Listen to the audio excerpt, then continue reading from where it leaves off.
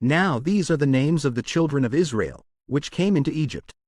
Every man and his household came with Jacob: Reuben, Simeon, Levi, and Judah, Issachar, Zebulun, and Benjamin, Dan, and Naphtali, Gad, and Asher. And all the souls that came out of the loins of Jacob were 70 souls. For Joseph was in Egypt already. And Joseph died, and all his brethren, and all that generation. And the children of Israel were fruitful, and increased abundantly, and multiplied, and waxed exceeding mighty, and the land was filled with them. Now there arose up a new king over Egypt, which knew not Joseph. And he said unto his people, Behold, the people of the children of Israel are more and mightier than we. Come on, let us deal wisely with them, lest they multiply, and it come to pass, that, when there falleth out any war, they join also unto our enemies, and fight against us, and so get them up out of the land. Therefore they did set over them taskmasters to afflict them with their burdens.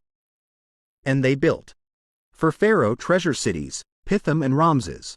But the more they afflicted them, the more they multiplied and grew. And they were grieved because of the children of Israel.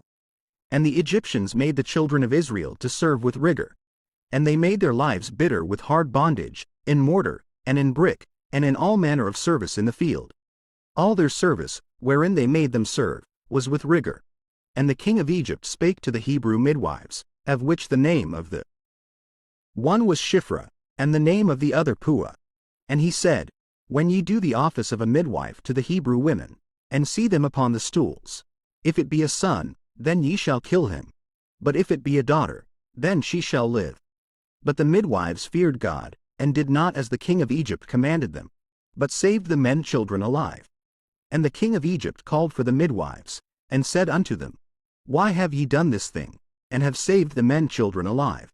And the midwives said unto Pharaoh, Because the Hebrew women are not as the Egyptian women, for they are lively, and are delivered ere the midwives come in unto them. Therefore God dealt well with the midwives. And the people multiplied, and waxed very mighty. And it came to pass, because the midwives feared God, that he made them houses. And Pharaoh charged all his people, saying, Every son that is born ye shall cast into the river, and every daughter ye shall save alive. And there went a man of the house of Levi, and took to wife a daughter of Levi. And the woman conceived, and bare a son. And when she saw him that he was a goodly child, she hid him 3 months. And when she could not longer hide him, she took for him an ark of bulrushes, and daubed it with slime and with pitch, and put the child therein, and she laid it in the flags by the river's brink. And his sister stood afar off, to wit what would be done to him. And the daughter of Pharaoh came down to wash herself at the river. And her maidens walked along by the river's side. And when she saw the ark among the flags, she sent her maid to fetch it. And when she had opened it, she saw the child, and, behold, the babe wept. And she had compassion on him, and said, This is one of the Hebrews' children. Then said his sister to Pharaoh's daughter, Shall I go and call to thee a nurse of the Hebrew women, that she may nurse the child for thee? And Pharaoh's daughter said to her, Go. And the maid went and called the child's mother. And Pharaoh's daughter said unto her, Take this child away, and nurse it for me, and I will give thee thy wages. And the woman took the child, and nursed it. And the child grew, and she brought him unto Pharaoh's daughter, and he became her son. And she called his name Moses. And she said, Because I drew him out of the water. And it came to pass in those days, when Moses was grown, that he went out unto his brethren, and looked on their burdens. And he spied an Egyptian smiting an Hebrew, one of his brethren. And he looked this way and that way, and when he saw that there was no man, he slew the Egyptian, and hid him in the sand. And when he went out the second day, behold, 2 men of the Hebrews strove together. And he said to him that did the wrong, Wherefore smittest thou thy fellow? And he said, Who made thee a prince and a judge over us? Intendest thou to kill me, as thou killedst the Egyptian? And Moses feared, and said, Surely this thing is known. Now when Pharaoh heard this thing, he sought to slay Moses. But Moses fled from the face of Pharaoh, and dwelt in the land of Midian. And he sat down by a well. Now the priest of Midian had 7 daughters. And they came and drew water, and filled the troughs to water their father's flock. And the shepherds came and drove them away. But Moses stood up and helped them, and watered their flock. And when they came to rule their father, he said, How is it that ye are come so soon today? And they said, An Egyptian delivered us out of the hand of the shepherds, and also drew water enough for us, and watered the flock. And he said unto his daughters, And where is he? Why is it that ye have left the man? Call him, that he may eat bread. And Moses was content to dwell with the man. And he gave Moses Zipporah his daughter. And she bare him a son. And he called his name Gershom. For he said, I have been a stranger in a strange land. And it came to pass in process of time, that the king of Egypt died, and the children of Israel sighed by reason of the bondage. And they cried, and their cry came up unto God by reason of the bondage. And God heard their groaning, and God remembered his covenant with Abraham, with Isaac, and with Jacob. And God looked upon the children of Israel, and God had respect unto them. Now Moses kept the flock of Jethro his father-in-law, the priest of Midian. And he led the flock to the backside of the desert, and came to the mountain of God, even to Horeb. And the angel of the Lord appeared unto him in a flame of fire out of the midst of a bush. And he looked, and, behold, the bush burned with fire, and the bush was not consumed. And Moses said, I will now turn aside, and see this great sight, why the bush is not burnt. And when the Lord saw that he turned aside to see, God called unto him out of the midst of the bush, and said, Moses, Moses. And he said, Here am I. And he said, Draw not nigh hither. Put off thy shoes from off thy feet, for the place whereon thou standest is holy ground. Moreover he said, I am the God of thy father, the God of Abraham, the God of Isaac, and the God of Jacob. And Moses hid his face, for he was afraid to look upon God. And the Lord said, I have surely seen the affliction of my people which are in Egypt, and have heard their cry by reason of their taskmasters. For I know their sorrows.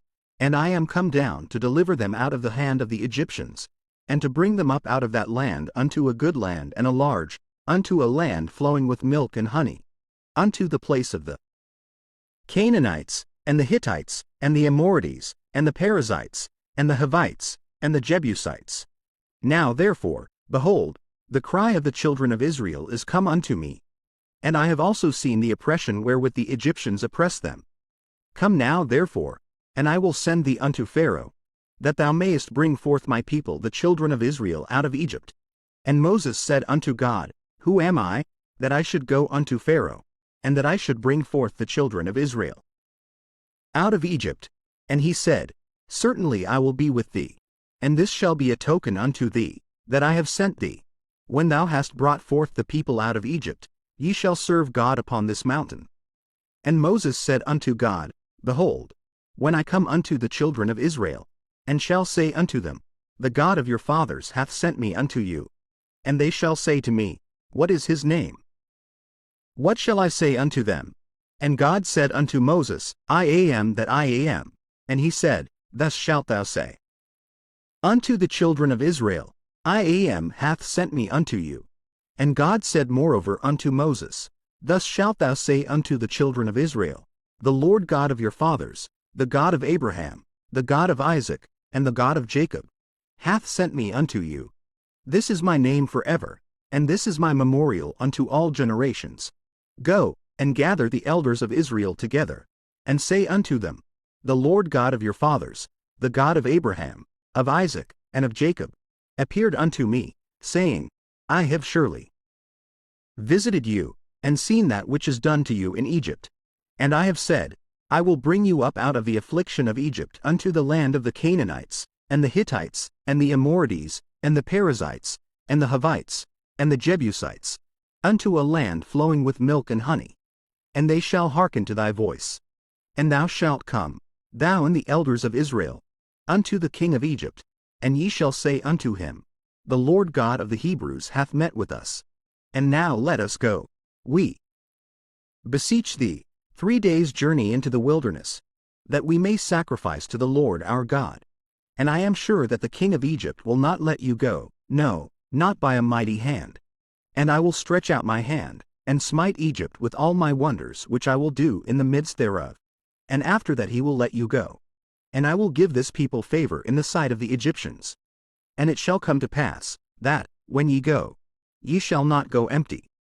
But every woman shall borrow of her neighbor, and of her that sojourneth in her house, jewels of silver, and jewels of gold, and raiment.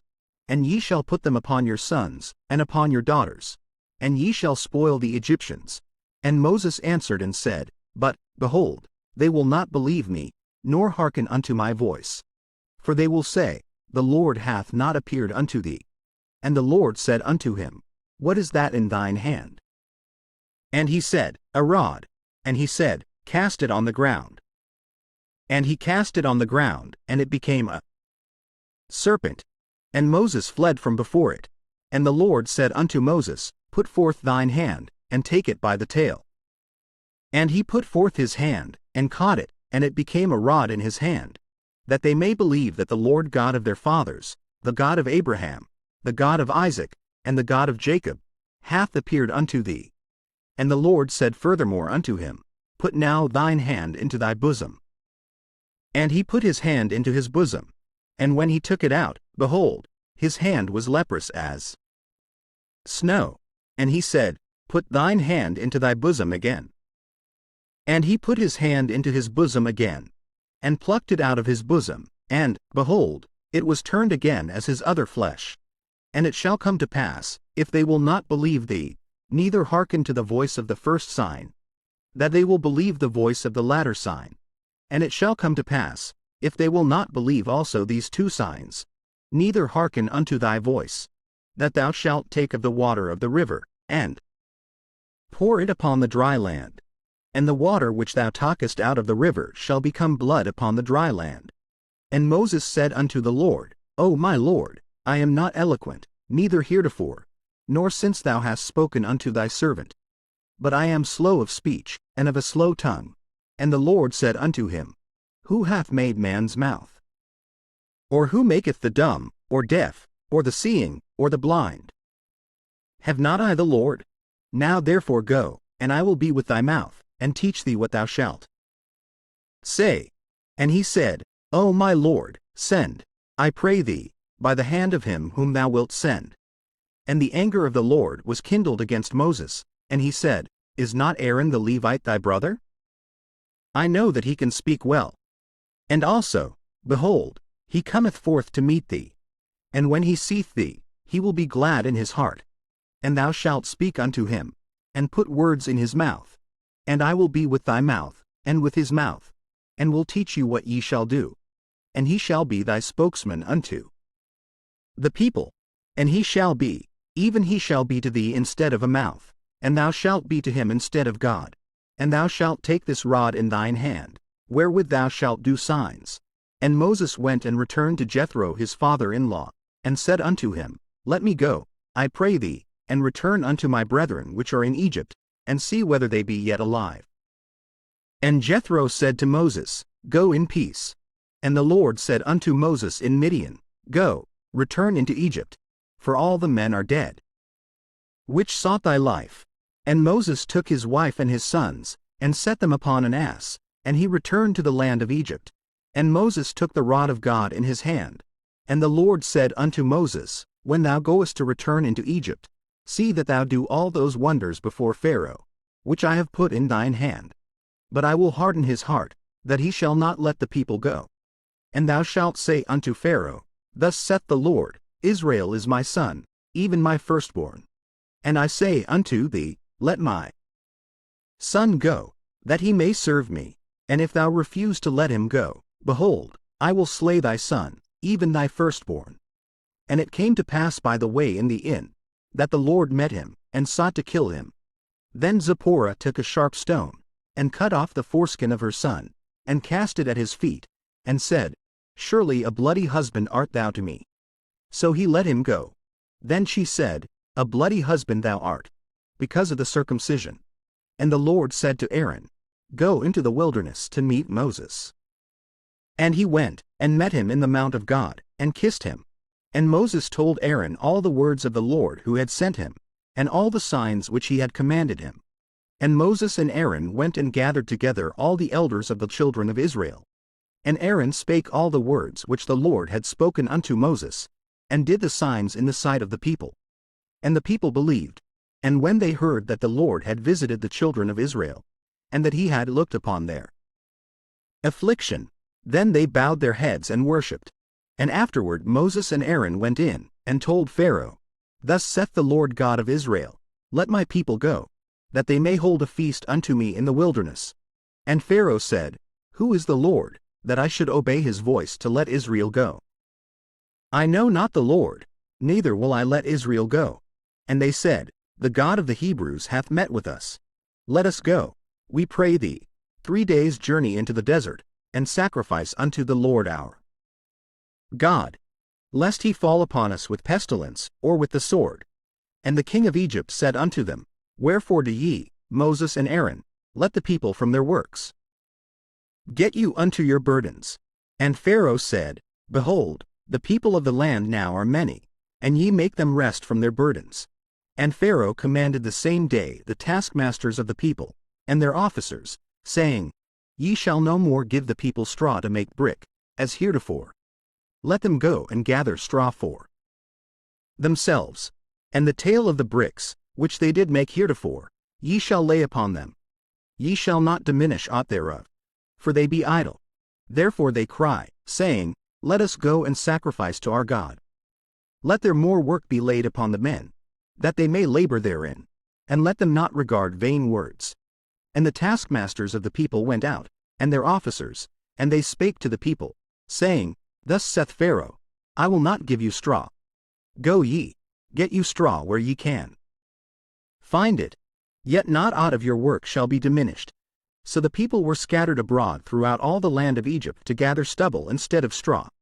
And the taskmasters hasted them, saying, Fulfill your works, your daily tasks, as when there was straw. And the officers of the children of Israel, which Pharaoh's taskmasters had set over them, were beaten, and demanded, Wherefore have ye not fulfilled your task in making brick both yesterday and today, as heretofore? Then the officers of the children of Israel came and cried unto Pharaoh, saying, Wherefore dealest thou thus with thy servants? There is no straw given unto thy servants. And they say to us, Make brick. And, behold, thy servants are beaten. But the fault is in thine own people. But he said, Ye are idle, ye are idle. Therefore ye say, Let us go and do sacrifice to the Lord. Go therefore now, and work. For there shall no straw be given you, yet shall ye deliver the tale of bricks. And the officers of the children of Israel did see that they were in evil case, after it was said, Ye shall not minish aught from your bricks of your daily task. And they met Moses and Aaron, who stood in the way, as they came forth from Pharaoh. And they said unto them, The Lord look upon you, and judge. Because ye have made our savor to be abhorred in the eyes of Pharaoh, and in the eyes of his servants, to put a sword in their hand to slay us. And Moses returned unto the Lord, and said, Lord, wherefore hast thou so evil entreated this people? Why is it that thou hast sent me? For since I came to Pharaoh to speak in thy name, he hath done evil to this people. Neither hast thou delivered thy people at all. Then the Lord said unto Moses, Now shalt thou see what I will do to Pharaoh. For with a strong hand shall he let them go, and with a strong hand shall he drive them out of his land. And God spake unto Moses, and said unto him, I am the Lord. And I appeared unto Abraham, unto Isaac, and unto Jacob, by the name of God Almighty, but by my name Jehovah was I not known to them. And I have also established my covenant with them, to give them the land of Canaan, the land of their pilgrimage, wherein they were strangers. And I have also heard the groaning of the children of Israel, whom the Egyptians keep in bondage. And I have remembered my covenant. Wherefore say unto the children of Israel, I am the Lord, and I will bring you out from under the burdens of the Egyptians, and I will rid you out of their bondage, and I will redeem you with a stretched out arm, and with great judgments. And I will take you to me for a people, and I will be to you a God. And ye shall know that I am the Lord your God, which bringeth you out from under the burdens of the Egyptians. And I will bring you in unto the land, concerning the which I did swear to give it to Abraham, to Isaac, and to Jacob. And I will give it you for an heritage. I am the Lord. And Moses spake so unto the children of Israel. But they hearkened not unto Moses for anguish of spirit, and for cruel bondage. And the Lord spake unto Moses, saying, Go in, speak unto Pharaoh king of Egypt, that he let the children of Israel go out of his land. And Moses spake before the Lord, saying, Behold, the children of Israel have not hearkened unto me. How then shall Pharaoh hear me, who am of uncircumcised lips? And the Lord spake unto Moses and unto Aaron, and gave them a charge unto the children of Israel, and unto Pharaoh king of Egypt, to bring the children of Israel out of the land of Egypt. These be the heads of their fathers' houses, the sons of Reuben the firstborn of Israel, Hanoch, and Pallu, Hezron, and Carmi. These be the families of Reuben, and the sons of Simeon, Jemuel, and Hamin, and Ohad, and Jachin, and Zohar, and Shaul the son of a Canaanitish woman. These are the families of Simeon. And these are the names of the sons of Levi according to their generations: Gershon, and Kohath, and Merari. And the years of the life of Levi were 137 years. The sons of Gershon, Libni, and Shimi, according to their families.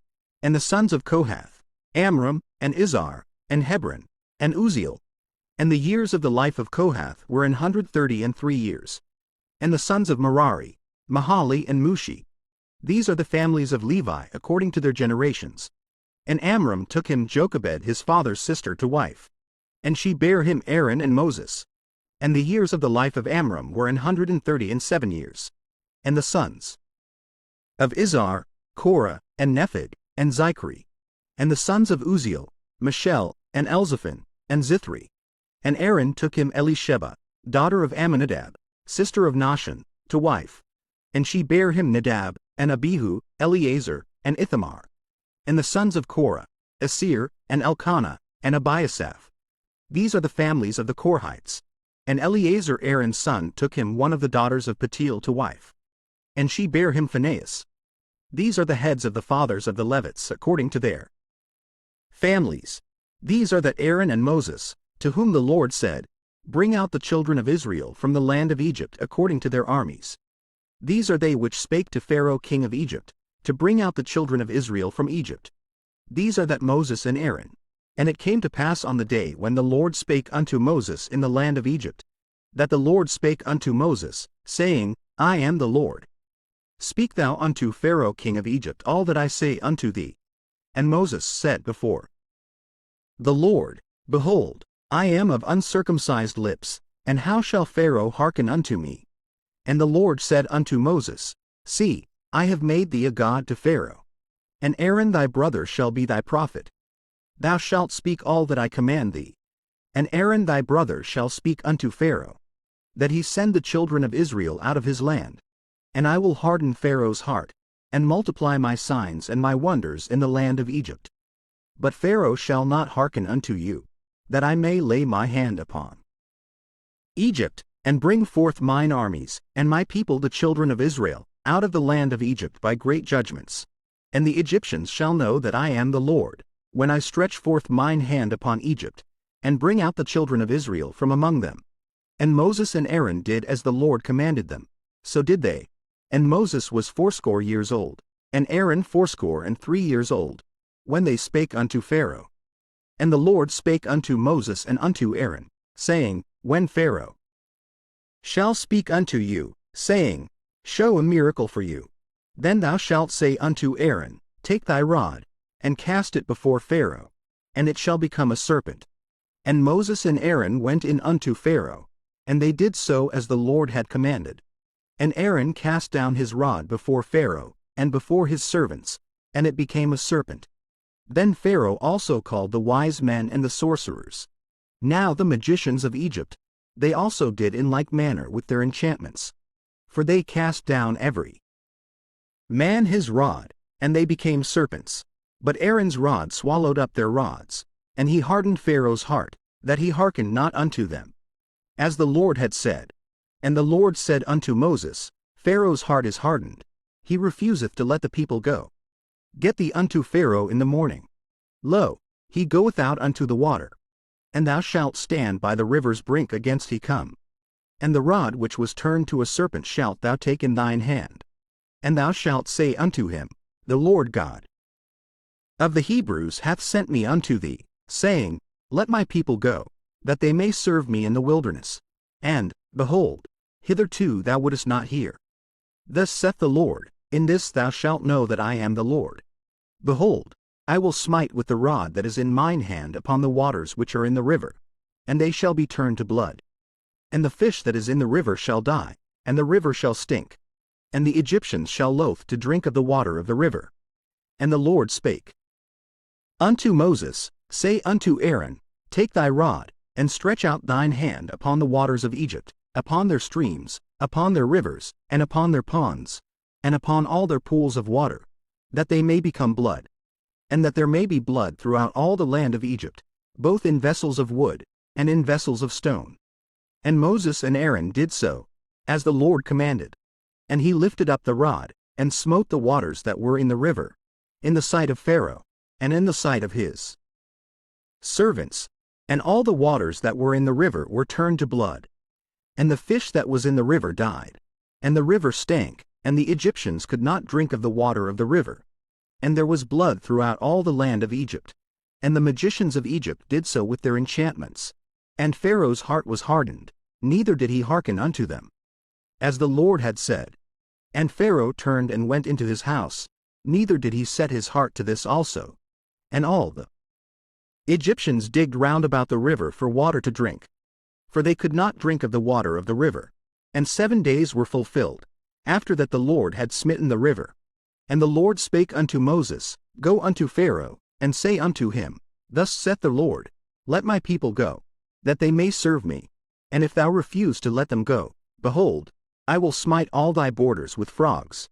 And the river shall bring forth frogs abundantly, which shall go up and come into thine house, and into thy bedchamber, and upon thy bed, and into the house of thy servants, and upon thy people, and into thine ovens, and into thy kneading troughs. And the frogs shall come up both on thee, and upon thy people, and upon all thy servants. And the Lord spake unto Moses, Say unto Aaron, Stretch forth thine hand with thy rod over the streams, over the rivers, and over the ponds, and cause frogs to come up upon the land of Egypt. And Aaron stretched out his hand over the waters of Egypt, and the frogs came up, and covered the land of Egypt. And the magicians did so with their enchantments, and brought up frogs upon the land of Egypt.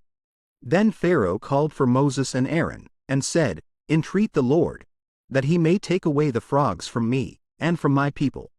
And I will let the people go, that they may do sacrifice unto the Lord.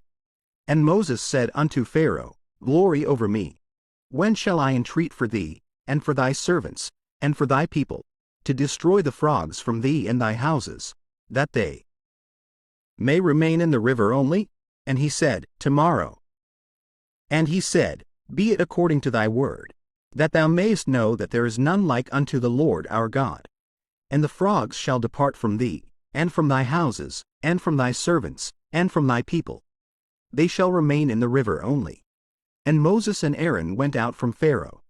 And Moses cried unto the Lord because of the frogs which he had brought against Pharaoh. And the Lord did according to the word of Moses, and the frogs died out of the houses, out of the villages, and out of the fields. And they gathered them together upon heaps. And the land stank.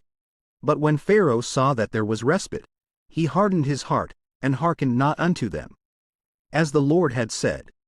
And the Lord said unto Moses, Say unto Aaron, Stretch out thy rod, and smite the dust of the land, that it may become lice throughout all the land of Egypt. And they did so. For Aaron stretched out his hand with his rod, and smote the dust of the earth, and it became lice in man, and in beast. All the dust of the land became lice throughout all the land of Egypt. And the magicians did so with their enchantments to bring forth lice, but they could not. So there were lice upon man, and upon beast. Then the magicians said unto Pharaoh, This is the finger of God. And Pharaoh's heart was hardened, and he hearkened not unto them, as the Lord had said. And the Lord said unto Moses, Rise up early in the morning, and stand before Pharaoh. Lo, he cometh forth to the water, and say unto him, Thus saith the Lord, Let my people go, that they may serve me. Else, if thou wilt not let my people go, behold, I will send swarms of flies upon thee, and upon thy servants, and upon thy people, and into thy houses.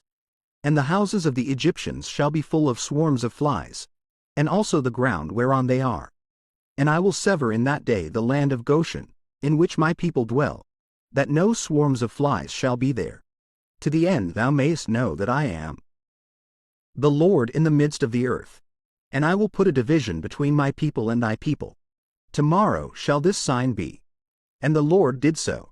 And there came a grievous swarm of flies into the house of Pharaoh, and into his servants' houses, and into all the land of Egypt. The land was corrupted by reason of the swarm of flies. And Pharaoh called for Moses and for Aaron, and said, Go ye, sacrifice to your God in the land. And Moses said, It is not meet so to do. For we shall sacrifice the abomination of the Egyptians to the Lord our God. Lo, shall we sacrifice the abomination of the Egyptians before their eyes, and will they not stone us? We will go 3 days' journey into the wilderness, and sacrifice to the Lord our God, as he shall command us. And Pharaoh said, I will let you go, that ye may sacrifice to the Lord your God in the wilderness. Only ye shall not go very far away. Entreat for me. And Moses said, Behold, I go out from thee, and I will entreat the Lord that the swarms of flies may depart from Pharaoh, from his servants, and from his people, tomorrow. But let not Pharaoh deal deceitfully any more in not letting the people go to sacrifice to the Lord. And Moses went out from Pharaoh, and entreated the Lord. And the Lord did according to the word of Moses. And he removed the swarms of flies from Pharaoh, from his servants, and from his people. There remained not one. And Pharaoh hardened his heart at this time also, neither would he let the people go. Then the Lord said unto Moses, Go in unto Pharaoh, and tell him, Thus saith the Lord God of the Hebrews, Let my people go, that they may serve me. For if thou refuse to let them go, and wilt hold them still, behold, the hand of the Lord is upon thy cattle which is in the field, upon the horses, upon the asses, upon the camels, upon the oxen, and upon the sheep. There shall be a very grievous murrain. And the Lord shall sever between the cattle of Israel and the cattle of Egypt. And there shall nothing die of all. That is the children of Israel. And the Lord appointed a set time, saying, Tomorrow the Lord shall do this thing in the land. And the Lord did that thing on the morrow, and all the cattle of Egypt died. But of the cattle of the children of Israel died not one. And Pharaoh sent, and, behold, there was not one of the cattle of the Israelites dead.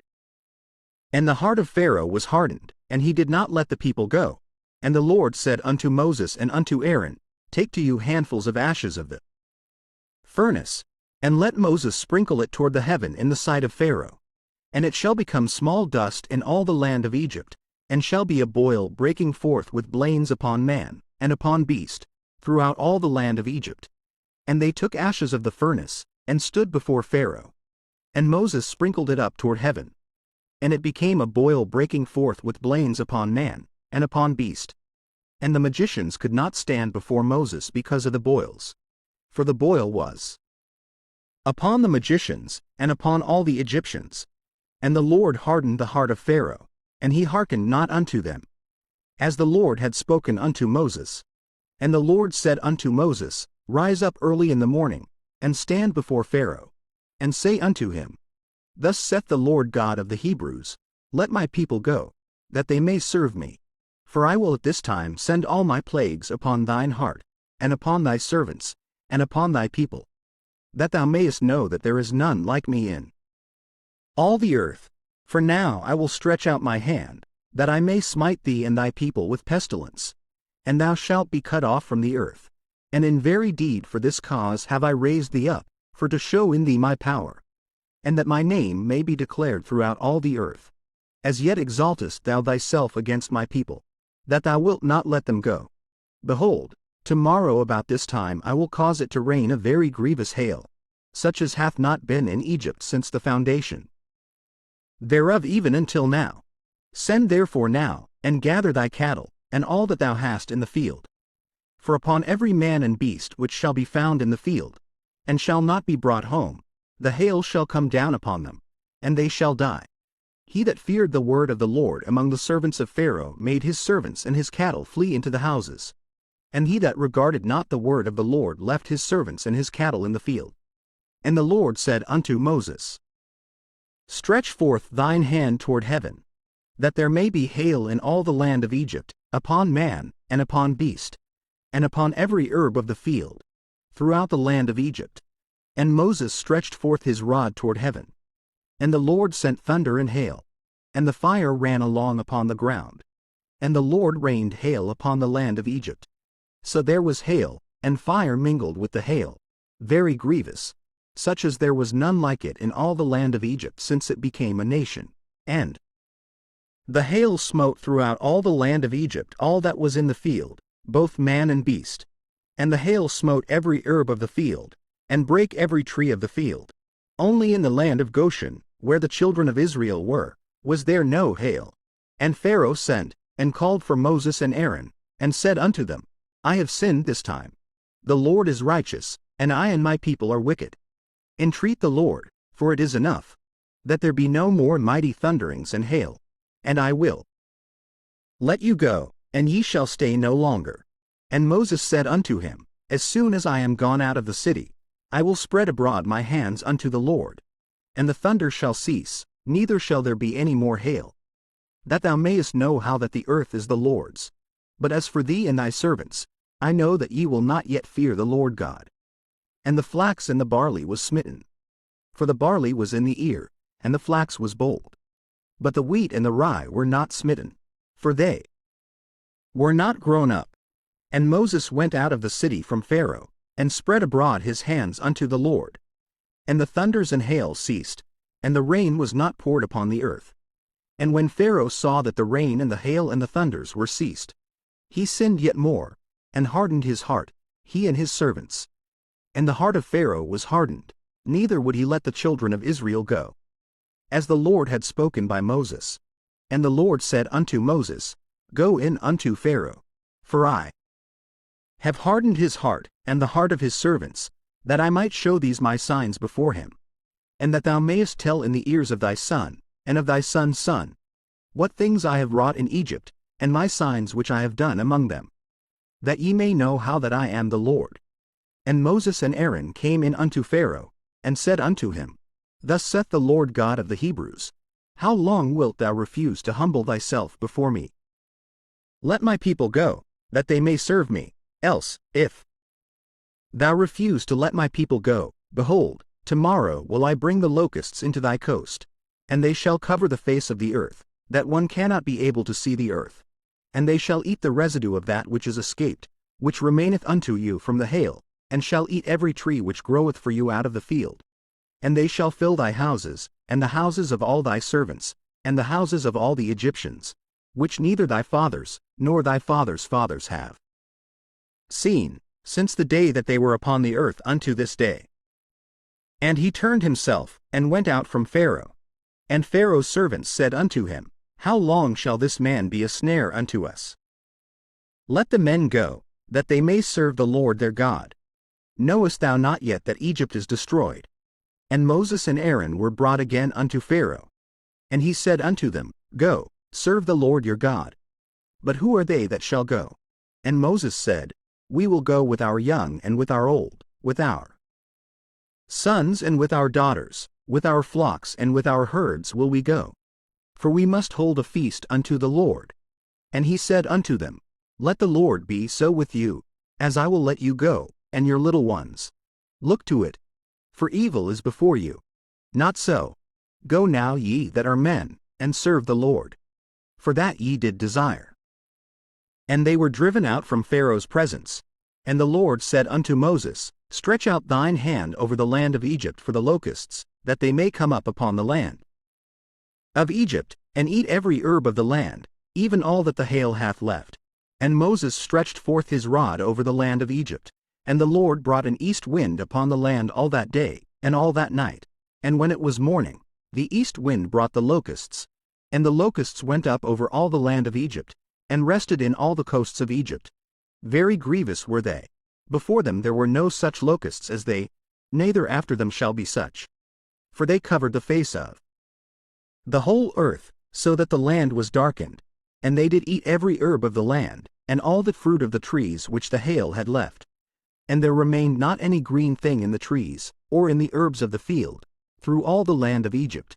Then Pharaoh called for Moses and Aaron in haste. And he said, I have sinned against the Lord your God, and against you. Now therefore forgive, I pray thee, my sin only this once, and entreat the Lord your God, that he may take away from me this death only. And he went out from Pharaoh, and entreated the Lord. And the Lord turned a mighty strong west wind, which took away the locusts, and cast them into the Red Sea. There remained not one locust in all the coasts of Egypt. But the Lord hardened Pharaoh's heart, so that he would not let the children of Israel go. And the Lord said unto Moses, Stretch out thine hand toward heaven, that there may be darkness over the land of Egypt, even darkness which may be felt. And Moses stretched forth his hand toward heaven. And there was a thick darkness in all the land of Egypt 3 days. They saw not one another, neither rose any from his place for 3 days. But all the children of Israel had light in their dwellings.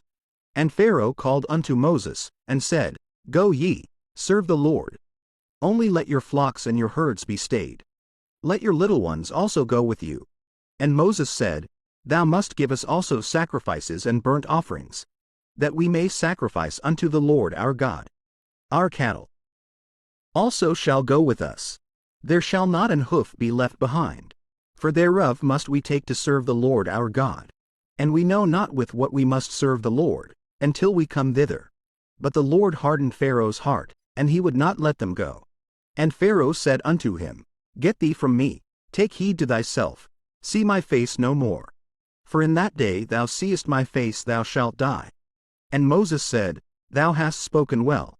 I will see thy face again no more.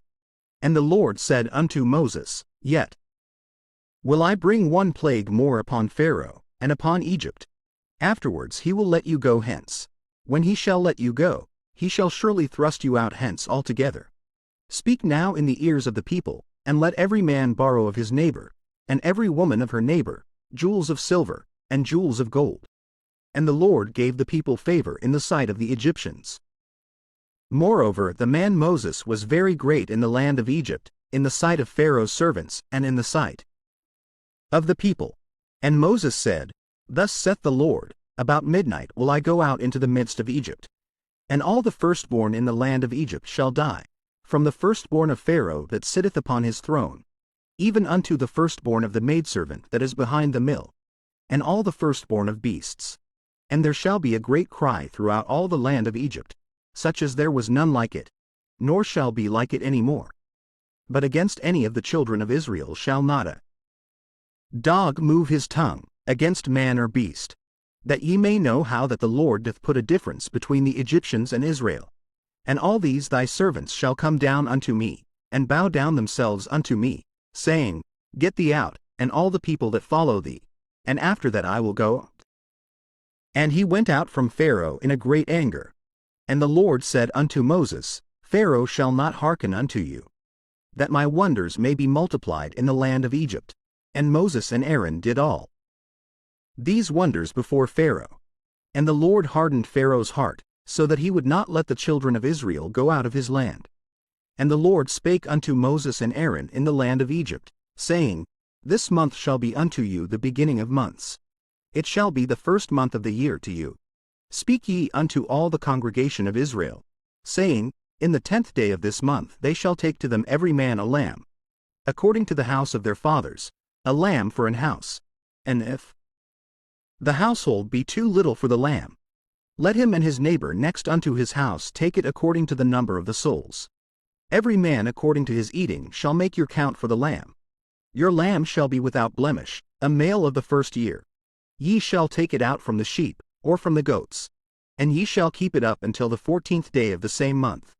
And the whole assembly of the congregation of Israel shall kill it in the evening, and they shall take of the blood, and strike it on the 2 side posts and on the upper door post of the houses, wherein they shall eat it. And they shall eat the flesh in that night, roast with fire, and unleavened bread. And with bitter herbs they shall eat it. Eat not of it raw, nor sodden at all with water, but roast with fire. His head with his legs, and with the purtenance thereof. And ye shall let nothing of it remain until the morning. And that which remaineth of it until the morning ye shall burn with fire. And thus shall ye eat it, with your loins girded, your shoes on your feet, and your staff in your hand. And ye shall eat it in haste. It is the Lord's Passover. For I will pass through the land of Egypt this night, and will smite all the firstborn in the land of Egypt, both man and beast. And against all the gods of Egypt I will execute judgment. I am the Lord. And the blood shall be to you for a token upon the houses where ye are. And when I see the blood, I will pass over you, and the plague shall not be upon you to destroy you, when I smite the land of Egypt. And this day shall be unto you for a memorial. And ye shall keep it a feast to the Lord throughout your generations. Ye shall keep it a feast by an ordinance forever. 7 days shall ye eat unleavened bread. Even the first day ye shall put away leaven out of your houses. For whosoever eateth leavened bread from the first day until the 7th day, that soul shall be cut off from Israel. And in the first day there shall be an holy convocation. And in the 7th day there shall be an holy convocation to you. No manner of work shall be done in them, save that which every man must eat, that only may be done of you. And ye shall observe the feast of unleavened bread.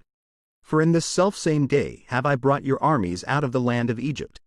Therefore shall ye observe this day in your generations by an ordinance forever. In the 1st month, on the 14th day of the month at even, ye shall eat unleavened bread, until the 21st day of the month at even. 7 days shall there be no leaven found in your houses. For whosoever eateth that which is leavened, even that soul shall be cut off from the congregation of Israel, whether he be a stranger, or born in the land. Ye shall eat nothing leavened. In all your habitations shall ye eat unleavened bread. Then Moses called for all the elders of Israel, and said unto them, Draw out and take you a lamb according to your families, and kill the Passover. And ye shall take a bunch of hyssop, and dip it in the blood that is in the basin, and strike the lintel and the 2 side posts with the blood that is in the basin. And none of you shall go out at the door of his house until the morning. For the Lord will pass through to smite the Egyptians. And when he seeth the blood upon the lintel, and on the 2 side posts, the Lord will pass over the door, and will not suffer the destroyer to come in unto your houses to smite you. And ye shall observe this thing for an ordinance to thee and to thy sons forever. And it shall come to pass, when ye be come to the land which the Lord will give you, according as he hath promised, that ye shall keep this service. And it shall come to pass, when your children shall say unto you, What mean ye by this service? That ye shall say, It is the sacrifice of the Lord's Passover, who passed over the houses of the children of Israel in Egypt, when he smote the Egyptians, and delivered our houses. And the people bowed the head and worshipped. And the children of Israel went away, and did as the Lord had commanded Moses and Aaron, so did they. And it came to pass, that at midnight the Lord smote all the firstborn in the land of Egypt, from the firstborn of Pharaoh that sat on his throne unto the firstborn of the captive that was in the dungeon, and all the firstborn of cattle. And Pharaoh rose up in the night, he, and all his servants, and all the Egyptians. And there was a great cry in Egypt, for there was not a house where there was not one dead. And he called for Moses and Aaron by night, and said, Rise up, and get you forth from among my people, both ye and the children of Israel. And go, serve the Lord, as ye have said. Also take your flocks and your herds, as ye have said, and be gone. And bless me also. And the Egyptians were urgent upon the people, that they might send them out of the land in haste. For they said, We be all dead men. And the people took their dough before it was leavened, their kneading troughs being bound up in their clothes upon their shoulders. And the children of Israel did according to the word of Moses. And they borrowed of the Egyptians jewels of silver, and jewels of gold, and raiment. And the Lord gave the people favor in the sight of the Egyptians, so that they lent unto them such things as they required. And they spoiled the Egyptians. And the children of Israel journeyed from Ramesses to Succoth, about 600,000 on foot that were men, beside children, and a mixed multitude went up also with them, and flocks, and herds, even very much cattle. And they baked unleavened cakes of the dough which they brought forth out of Egypt, for it was not leavened. because they were thrust out of Egypt, and could not tarry. Neither had they prepared for themselves any victual. Now the sojourning of the children of Israel, who dwelt in Egypt, was 430 years. And it came to pass at the end of the 430 years, even the selfsame day it came to pass, that all the hosts of the Lord went out from the land of Egypt. It is a night to be much observed unto the Lord for bringing them out from the land of Egypt. This is that night of the Lord to be observed of all the children of Israel in their generations. And the Lord said unto Moses and Aaron, This is the ordinance of the Passover. There shall no stranger eat thereof. But every man's servant that is bought for money, when thou hast circumcised him, then shall he eat thereof. A foreigner and an hired servant shall not eat thereof. In one house shall it be eaten. Thou shalt not carry forth aught of the flesh abroad out of the house. Neither shall ye break a bone thereof. All the congregation of Israel shall keep it. And when a stranger shall sojourn with thee, and will keep the Passover to the Lord, let all his males be circumcised, and then let him come near and keep it. And he shall be as one that is born in the land. For no uncircumcised person shall eat thereof. One law shall be to him that is homeborn, and unto the stranger that sojourneth among you. Thus did all the children of Israel. As the Lord commanded Moses and Aaron, so did they. And it came to pass the selfsame day, that the Lord did bring the children of Israel out of the land of Egypt by their armies. And the Lord spake unto Moses, saying, Sanctify unto me all the firstborn, whatsoever openeth the womb among the children of Israel, both of man and a beast. It is mine. And Moses said unto the people, Remember this day, in which ye came out from Egypt, out of the house of bondage. For by strength of hand the Lord brought you out from this place. There shall no leavened bread be eaten. This day came ye out in the month Abib. And it shall be when the Lord shall bring thee into the land of the Canaanites, and the Hittites, and the Amorites, and the Hivites, and the Jebusites, which he sware unto thy fathers to give thee, a land flowing with milk and honey, that thou shalt keep this service in this month. 7 days thou shalt eat unleavened bread, and in the 7th day shall be a feast to the Lord. Unleavened bread shall be eaten 7 days, and there shall no leavened bread be seen with thee, neither shall there be leaven seen with thee in all thy quarters. And thou shalt show thy son in that day, saying, This is done because of that which the Lord did unto me when I came forth out of Egypt. And it shall be for a sign unto thee upon thine hand, and for a memorial between thine eyes, that the Lord's law may be in thy mouth. For with a strong hand hath the Lord brought thee out of Egypt. Thou shalt therefore keep this ordinance in his season from year to year. And it shall be when the Lord shall bring thee into the land of the Canaanites, as he sware unto thee and to thy fathers, and shall give it thee, that thou shalt set apart unto the Lord all that openeth the matrix, and every firstling that cometh of a beast which thou hast. The males shall be the Lord's. And every firstling of an ass thou shalt redeem with a lamb. And if thou wilt not redeem it, then thou shalt break his neck. And all the firstborn of man among thy children shalt thou redeem. And it shall be when thy son asketh thee in time to come, saying, What is this? That thou shalt say unto him, By strength of hand the Lord brought us out from Egypt, from the house of bondage. And it came to pass, when Pharaoh would hardly let us go, that the Lord slew all the firstborn in the land of Egypt, both the firstborn of man, and the firstborn of beast. Therefore I sacrifice to the Lord all that openeth the matrix, being males. But all the firstborn of my children I redeem. And it shall be for a token upon thine hand, and for frontlets between thine eyes. For by strength of hand the Lord brought us forth out of Egypt. And it came to pass, when Pharaoh had let the people go, that God led them not through the way of the land of the Philistines, although that was near. For God said, Lest peradventure the people repent when they see war, and they return to Egypt. But God led the people about, through the way of the wilderness of the Red Sea. And the children of Israel went up harnessed out of the land of Egypt. And Moses took the bones of Joseph with him. For he had straitly sworn the children of Israel, saying, God will surely visit you, and ye shall carry up my bones away hence with you. And they took their journey from Succoth, and encamped in Etham, in the edge of the wilderness. And the Lord went before them by day in a pillar of a cloud, to lead them the way, and by night in a pillar of fire, to give them light, to go by day and night. He took not away the pillar of the cloud by day, nor the pillar of fire by night, from before the people.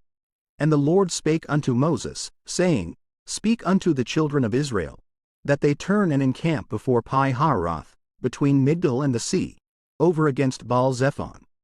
Before it shall ye encamp by the sea.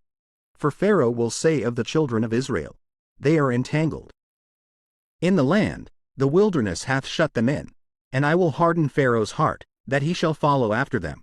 And I will be honored upon Pharaoh, and upon all his host, that the Egyptians may know that I am the Lord. And they did so. And it was told the king of Egypt that the people fled, and the heart of Pharaoh and of his servants was turned against the people, and they said, Why have we done this, that we have let Israel go from serving us? And he made ready his chariot, and took his people with him. And he took 600 chosen chariots, and all the chariots of Egypt, and captains over every one of them. And the Lord hardened the heart of Pharaoh, king of Egypt, and he pursued after the children of Israel. And the children of Israel went out with an high hand. But the Egyptians pursued after them, all the horses and chariots of Pharaoh, and his horsemen, and his army, and overtook them encamping by the sea, beside Pi-hahiroth, before Baal-zephon. And when Pharaoh drew nigh, the children of Israel lifted up their eyes, and, behold, the Egyptians marched after them, and they were sore afraid. And the children of Israel cried out unto the Lord. And they said unto Moses, Because there were no graves in Egypt, hast thou taken us away to die in the wilderness? Wherefore hast thou dealt thus with us, to carry us forth out of Egypt? Is not this the word that we did tell thee in Egypt, saying, Let us alone, that we may serve the Egyptians? For it had been better for us to serve the Egyptians, than that we should die in the wilderness. And Moses said unto the people, Fear ye not, stand still, and see the salvation of the Lord, which he will show to you today. For the Egyptians whom ye have seen today, ye shall see them again no more forever. The Lord shall fight for you, and ye shall hold your peace. And the Lord said unto Moses, Wherefore criest thou unto me? Speak unto the children of Israel, that they go forward, but lift thou up thy rod, and stretch out thine hand over the sea, and divide it, and the children of Israel shall go on dry ground through the midst of the sea. And I, behold, I will harden the hearts of the Egyptians, and they shall follow them. And I will get me honor upon Pharaoh, and upon all his host, upon his chariots, and upon his horsemen. And the Egyptians shall know that I am the Lord, when I have gotten me honor upon Pharaoh, upon his chariots, and upon his horsemen. And the angel of God, which went before the camp of Israel, removed and went behind them, and the pillar of the cloud went from before their face, and stood behind them. And it came between the camp of the Egyptians and the camp of Israel. And it was a cloud and darkness to them, but it gave light by night to these, so that the one came not near the other all the night.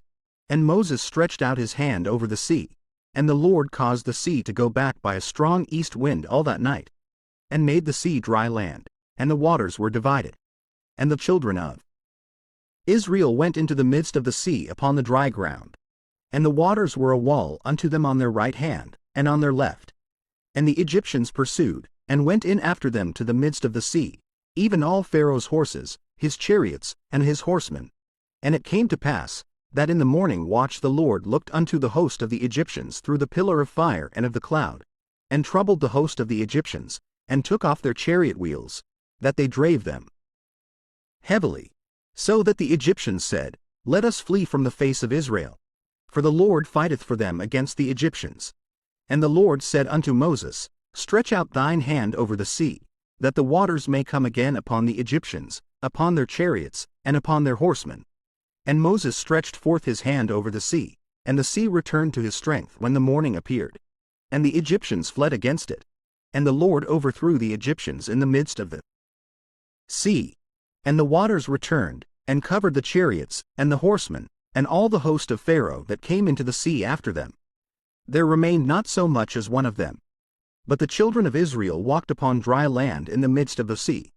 And the waters were a wall unto them on their right hand, and on their left. Thus the Lord saved Israel that day out of the hand of the Egyptians. And Israel saw the Egyptians dead upon the seashore. And Israel saw that great work which the Lord did. upon the Egyptians. And the people feared the Lord, and believed the Lord, and his servant Moses. Then sang Moses and the children of Israel this song unto the Lord, and spake, saying, I will sing unto the Lord, for he hath triumphed gloriously. The horse and his rider hath he thrown into the sea. The Lord is my strength and song, and he is become my salvation. He is my God, and I will prepare him an habitation. My father's God, and I will exalt him. The Lord is a man of war. The Lord is his name. Pharaoh's chariots and his host hath he cast into the sea. His chosen captains also are drowned in the Red Sea. The depths have covered them. They sank into the bottom as a stone. Thy right hand, O Lord, is become glorious in power. Thy right hand, O Lord, hath dashed in pieces the enemy. And in the greatness of thine excellency thou hast overthrown them that rose up against thee. Thou sentest forth thy wrath, which consumed them as stubble. And with the blast of thy nostrils the waters were gathered together, the floods stood upright as an heap, and the depths were congealed in the heart of the sea. The enemy said, I will pursue, I will overtake, I will divide the spoil. My lust shall be satisfied upon them. I will draw my sword, my hand shall destroy them. Thou didst blow with thy wind, the sea covered them. They sank as lead in the mighty waters. Who is like unto thee, O Lord, among the gods? Who is like thee, glorious in holiness, fearful in praises, doing wonders? Thou stretchedst out thy right hand, the earth swallowed them. Thou in thy mercy hast led forth the people which thou hast redeemed. Thou hast guided them in thy strength unto thy holy habitation. The people shall hear, and be afraid. Sorrow shall take hold on the inhabitants of Palestina. Then the dukes of Edom shall be amazed. The mighty men of Moab, trembling shall take hold upon them. All the inhabitants of Canaan shall melt away. Fear and dread shall fall upon them. By the greatness of thine arm they shall be as still as a stone, till thy people pass over, O Lord, till the people pass over, which thou hast purchased. Thou shalt bring them in, and plant them in the mountain of thine inheritance, in the place, O Lord, which thou hast made for thee to dwell in the sanctuary, O Lord, which thy hands have established. The Lord shall reign for ever and ever. For the horse of Pharaoh went in with his chariots and with his horsemen into the sea, and the Lord brought again the waters of the sea upon them. But the children of Israel went on dry land in the midst of the sea. And Miriam the prophetess, the sister of Aaron, took a timbrel in her hand. And all the women went out after her with timbrels and with dances. And Miriam answered them, Sing ye to the Lord, for he hath triumphed gloriously. The horse and his rider hath he thrown into the sea. So Moses brought Israel from the Red Sea, and they went out into the wilderness of Shur. And they went 3 days in the wilderness, and found no water. And when they came to Marah, they could not drink of the waters of Marah, for they were bitter. Therefore the name of it was called Marah. And the people murmured against Moses, saying, What shall we drink? And he cried unto the Lord. And the Lord showed him a tree, which when he had cast into the waters were made sweet. There he made for them a statute and an ordinance, and there he proved them, and said, If thou wilt diligently hearken to the voice of the Lord thy God, and wilt do that which is right in his sight, and wilt give ear to his commandments, and keep all his statutes, I will put none of these diseases upon thee, which I have brought upon the Egyptians. For I am the Lord that healeth thee. And they came to Elim, where were 12 wells of water, and 70 palm trees. And they encamped there by the waters. And they took their journey from Elim, and all the congregation of the children of Israel came unto the wilderness of Sin, which is between Elim and Sinai, on the 15th day of the 2nd month after their departing out of the land of Egypt. And the whole congregation of the children of Israel murmured against Moses and Aaron in the wilderness. And the children of Israel said unto them, Would to God we had died by the hand of the Lord in the land of Egypt, when we sat by the flesh pots, and when we did eat bread to the full. For ye have brought us forth into this wilderness, to kill this whole assembly with hunger. Then said the Lord unto Moses, Behold, I will rain bread from heaven for you, and the people shall go out and gather a certain rate every day, that I may prove them, whether they will walk in my law, or no. And it shall come to pass, that on the 6th day they shall prepare that which they bring in. And it shall be twice as much as they gather daily. And Moses and Aaron said unto all the children of Israel, At even, then ye shall know that the Lord hath brought you out from the land of Egypt. And in the morning, then ye shall see the glory of the Lord. For that he heareth your murmurings against the Lord. And what are we, that ye murmur against us? And Moses said, This shall be, when the Lord shall give you in the evening flesh to eat, and in the morning bread to the full. For that the Lord heareth your murmurings which ye murmur against him. And what are we? Your murmurings are not against us, but against the Lord. And Moses spake unto Aaron, Say unto all the congregation of the children of Israel, Come near before the Lord, for he hath heard your murmurings. And it came to pass, as Aaron spake unto the whole congregation of the children of Israel, that they looked toward the wilderness, and, behold, the glory of the Lord appeared in the cloud. And the Lord spake unto Moses, saying, I have heard the murmurings of the children of Israel. Speak unto them, saying, At even ye shall eat flesh, and in the morning ye shall be filled with bread. And ye shall know that I am the Lord your God. And it came to pass, that at even the quails came up, and covered the camp. And in the morning the dew lay round about the host. And when the dew that lay was gone up, behold, upon the face of the wilderness there lay a small round thing, as small as the hoar frost on the ground. And when the children of Israel saw it, they said one to another, It is manna. For they wist not what it was. And Moses said unto them, This is the bread which the Lord hath given you to eat. This is the thing which the Lord hath commanded, gather of it every man according to his eating, an omer for every man, according to the number of your persons. Take ye every man for them which are in his tents.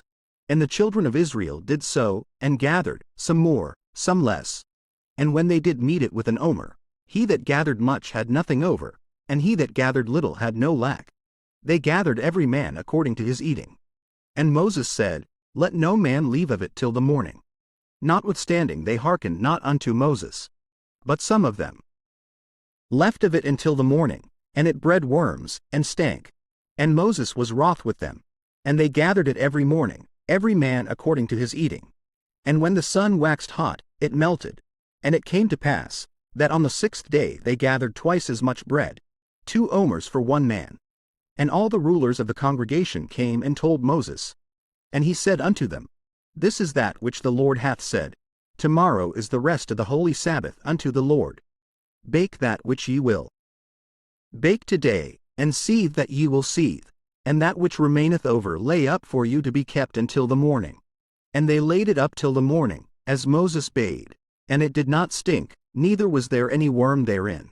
And Moses said, Eat that today, for today is a Sabbath unto the Lord. Today ye shall not find it in the field. 6 days ye shall gather it. But on the 7th day, which is the Sabbath, in it there shall be none. And it came to pass, that there went out some of the people on the 7th day for to gather, and they found none.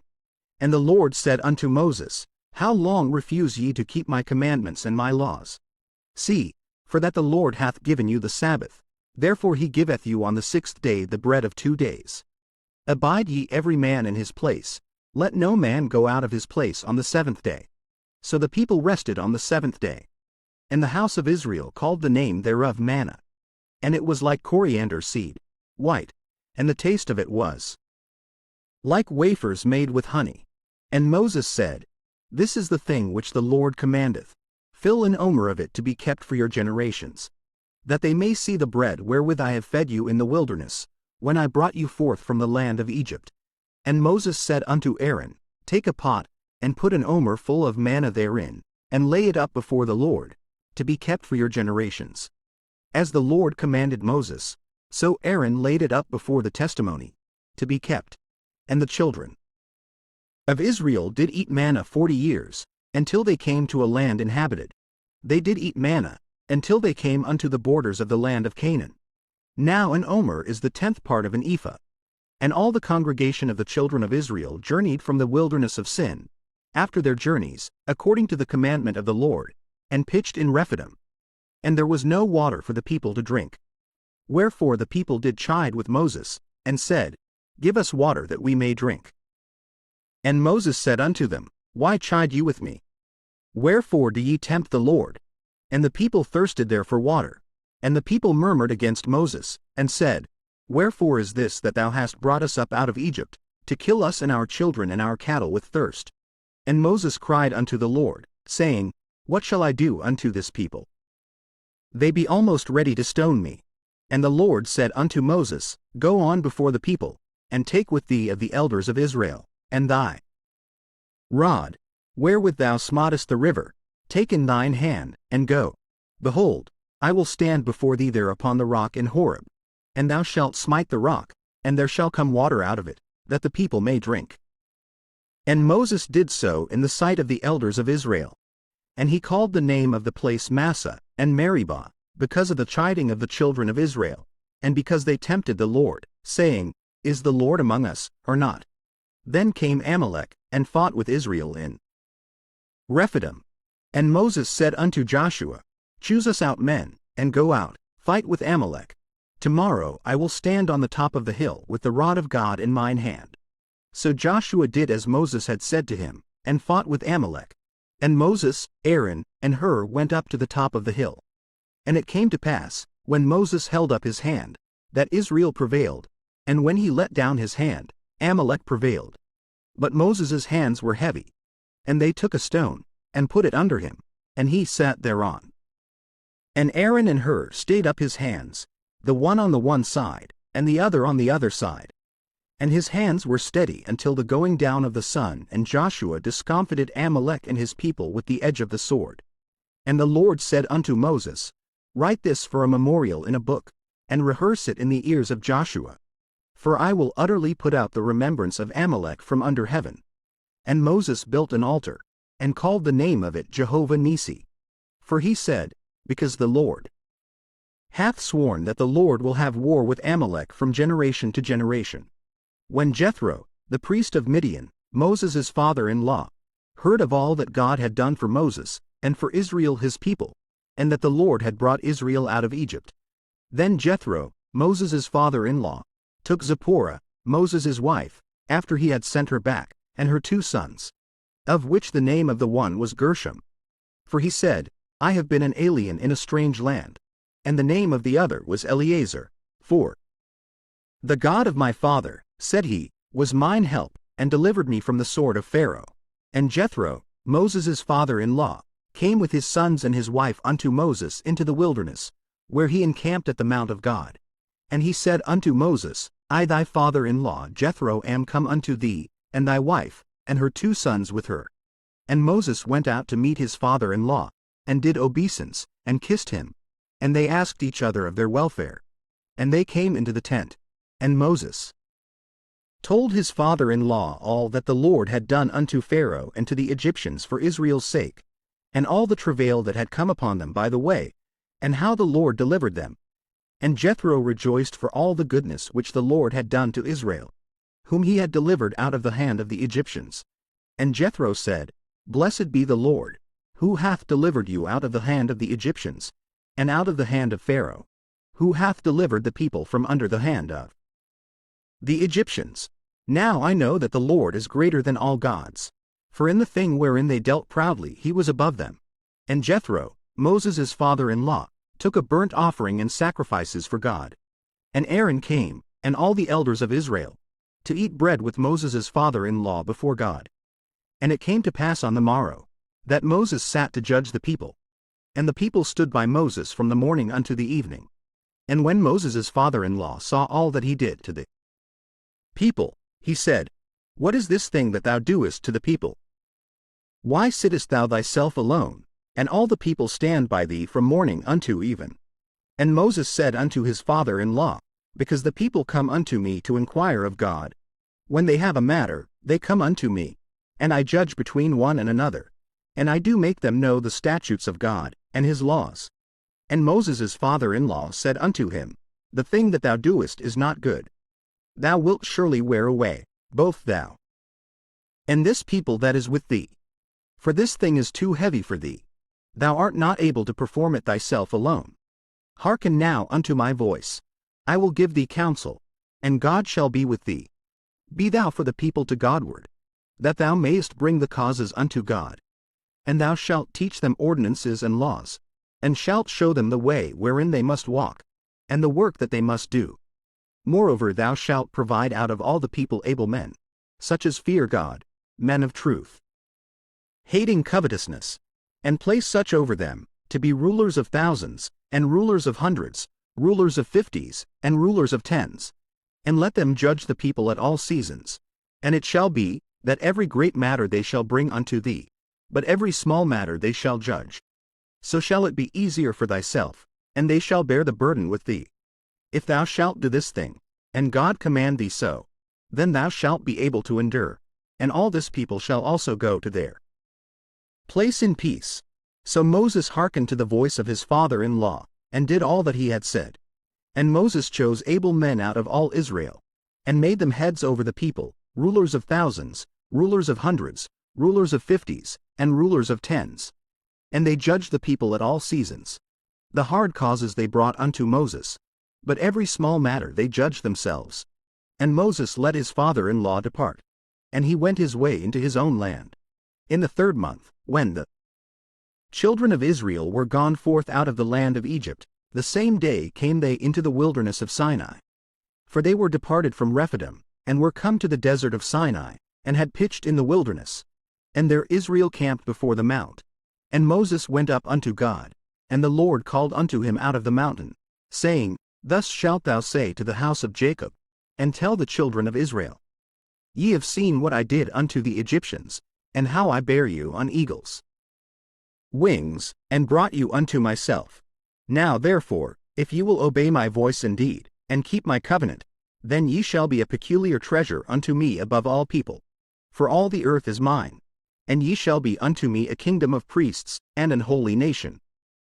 These are the words which thou shalt speak unto the children of Israel. And Moses came and called for the elders of the people, and laid before their faces all these words which the Lord commanded him. And all the people answered together, and said, All that the Lord hath spoken we will do. And Moses returned the words of the people unto the Lord. And the Lord said unto Moses, Lo, I come unto thee in a thick cloud, that the people may hear when I speak with thee, and believe thee forever. And Moses told the words of the people unto the Lord. And the Lord said unto Moses, Go unto the people, and sanctify them today and tomorrow, and let them wash their clothes, and be ready against the 3rd day. For the 3rd day the Lord will come down in the sight of all the people upon Mount Sinai.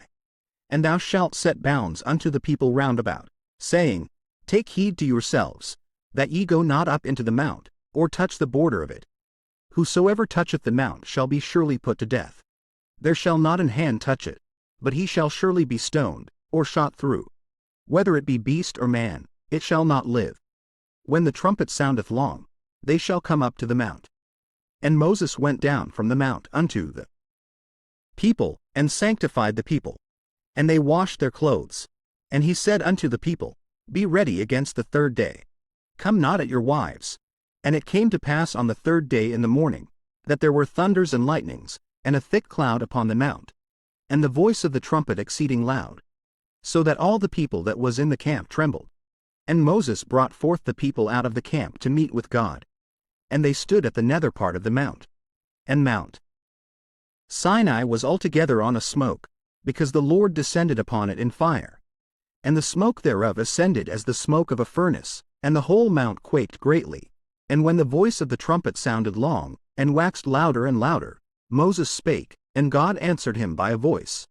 And the Lord came down upon Mount Sinai, on the top of the mount. And the Lord called Moses up to the top of the mount. And Moses went up. And the Lord said unto Moses, Go down, charge the people, lest they break through unto the Lord to gaze, and many of them perish. And let the priests also, which come near to the Lord, sanctify themselves, lest the Lord break forth upon them. And Moses said unto the Lord, The people cannot come up to Mount Sinai. For thou chargest us, saying, Set bounds about the mount, and sanctify it. And the Lord said unto him, Away, get thee down, and thou shalt come up, thou, and Aaron with thee. But let not the priests and the people break through to come up unto the Lord, lest he break forth upon them. So Moses went down unto the people, and spake unto them. And God spake all these words, saying, I am the Lord thy God, which have brought thee out of the land of Egypt, out of the house of bondage. Thou shalt have no other gods before me. Thou shalt not make unto thee any graven image, or any likeness of anything that is in heaven above, or that is in the earth beneath, or that is in the water under the earth. Thou shalt not bow down thyself to them, nor serve them, for I the Lord thy God am a jealous God, visiting the iniquity of the fathers upon the children unto the third and fourth generation of them that hate me, and showing mercy unto thousands of them that love me, and keep my commandments. Thou shalt not take the name of the Lord thy God in vain. For the Lord will not hold him guiltless that taketh his name in vain. Remember the Sabbath day, to keep it holy. 6 days shalt thou labor, and do all thy work. But the seventh day is the Sabbath of the Lord thy God. In it thou shalt not do any work, thou, nor thy son, nor thy daughter, thy manservant, nor thy maidservant, nor thy cattle, nor thy stranger that is within thy gates. For in 6 days the Lord made heaven and earth, the sea, and all that in them is, and rested the seventh day. Wherefore the Lord blessed the Sabbath day, and hallowed it. Honor thy father and thy mother, that thy days may be long upon the land which the Lord thy God giveth thee. Thou shalt not kill. Thou shalt not commit adultery. Thou shalt not steal. Thou shalt not bear false witness against thy neighbor. Thou shalt not covet thy neighbor's house. Thou shalt not covet thy neighbor's wife, nor his manservant, nor his maidservant, nor his ox, nor his ass, nor anything that is thy neighbor's. And all the people saw the thunderings, and the lightnings, and the noise of the trumpet, and the mountain smoking. And when the people saw it, they removed, and stood afar off. And they said unto Moses, Speak thou with us, and we will hear. But let not God speak with us, lest we die. And Moses said unto the people, Fear not. For God is come to prove you, and that his fear may be before your faces, that ye sin not. And the people stood afar off, and Moses drew near unto the thick darkness where God was.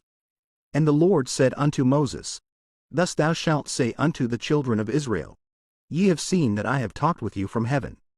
Ye shall not make with me gods of silver, neither shall ye make unto you gods of gold. An altar of earth thou shalt make unto me, and shalt sacrifice thereon thy burnt offerings, and thy peace offerings, thy sheep, and thine oxen. In all places where I record my name I will come unto thee, and I will bless thee. And if thou wilt make me an altar of stone, thou shalt not build it of hewn stone. For if thou lift up thy tool upon it, thou hast polluted it. Neither shalt thou go up by steps unto mine altar, that thy nakedness be not discovered thereon. Now these are the judgments which thou shalt set before them. If thou buy an Hebrew servant, 6 years he shall serve, and in the 7th he shall go out free for nothing. If he came in by himself, he shall go out by himself. If he were married, then his wife shall go out with him. If his master have given him a wife, and she have borne him sons or daughters, the wife and her children shall be her master's, and he shall go out by himself. And if the servant shall plainly say, I love my master, my wife, and my children, I will not go out free, then his master shall bring him unto the judges. He shall also bring him to the door, or unto the doorpost. And his master shall bore his ear through with an awl, and he shall serve him forever. And if a man sell his daughter to be a maidservant, she shall not go out as the menservants do.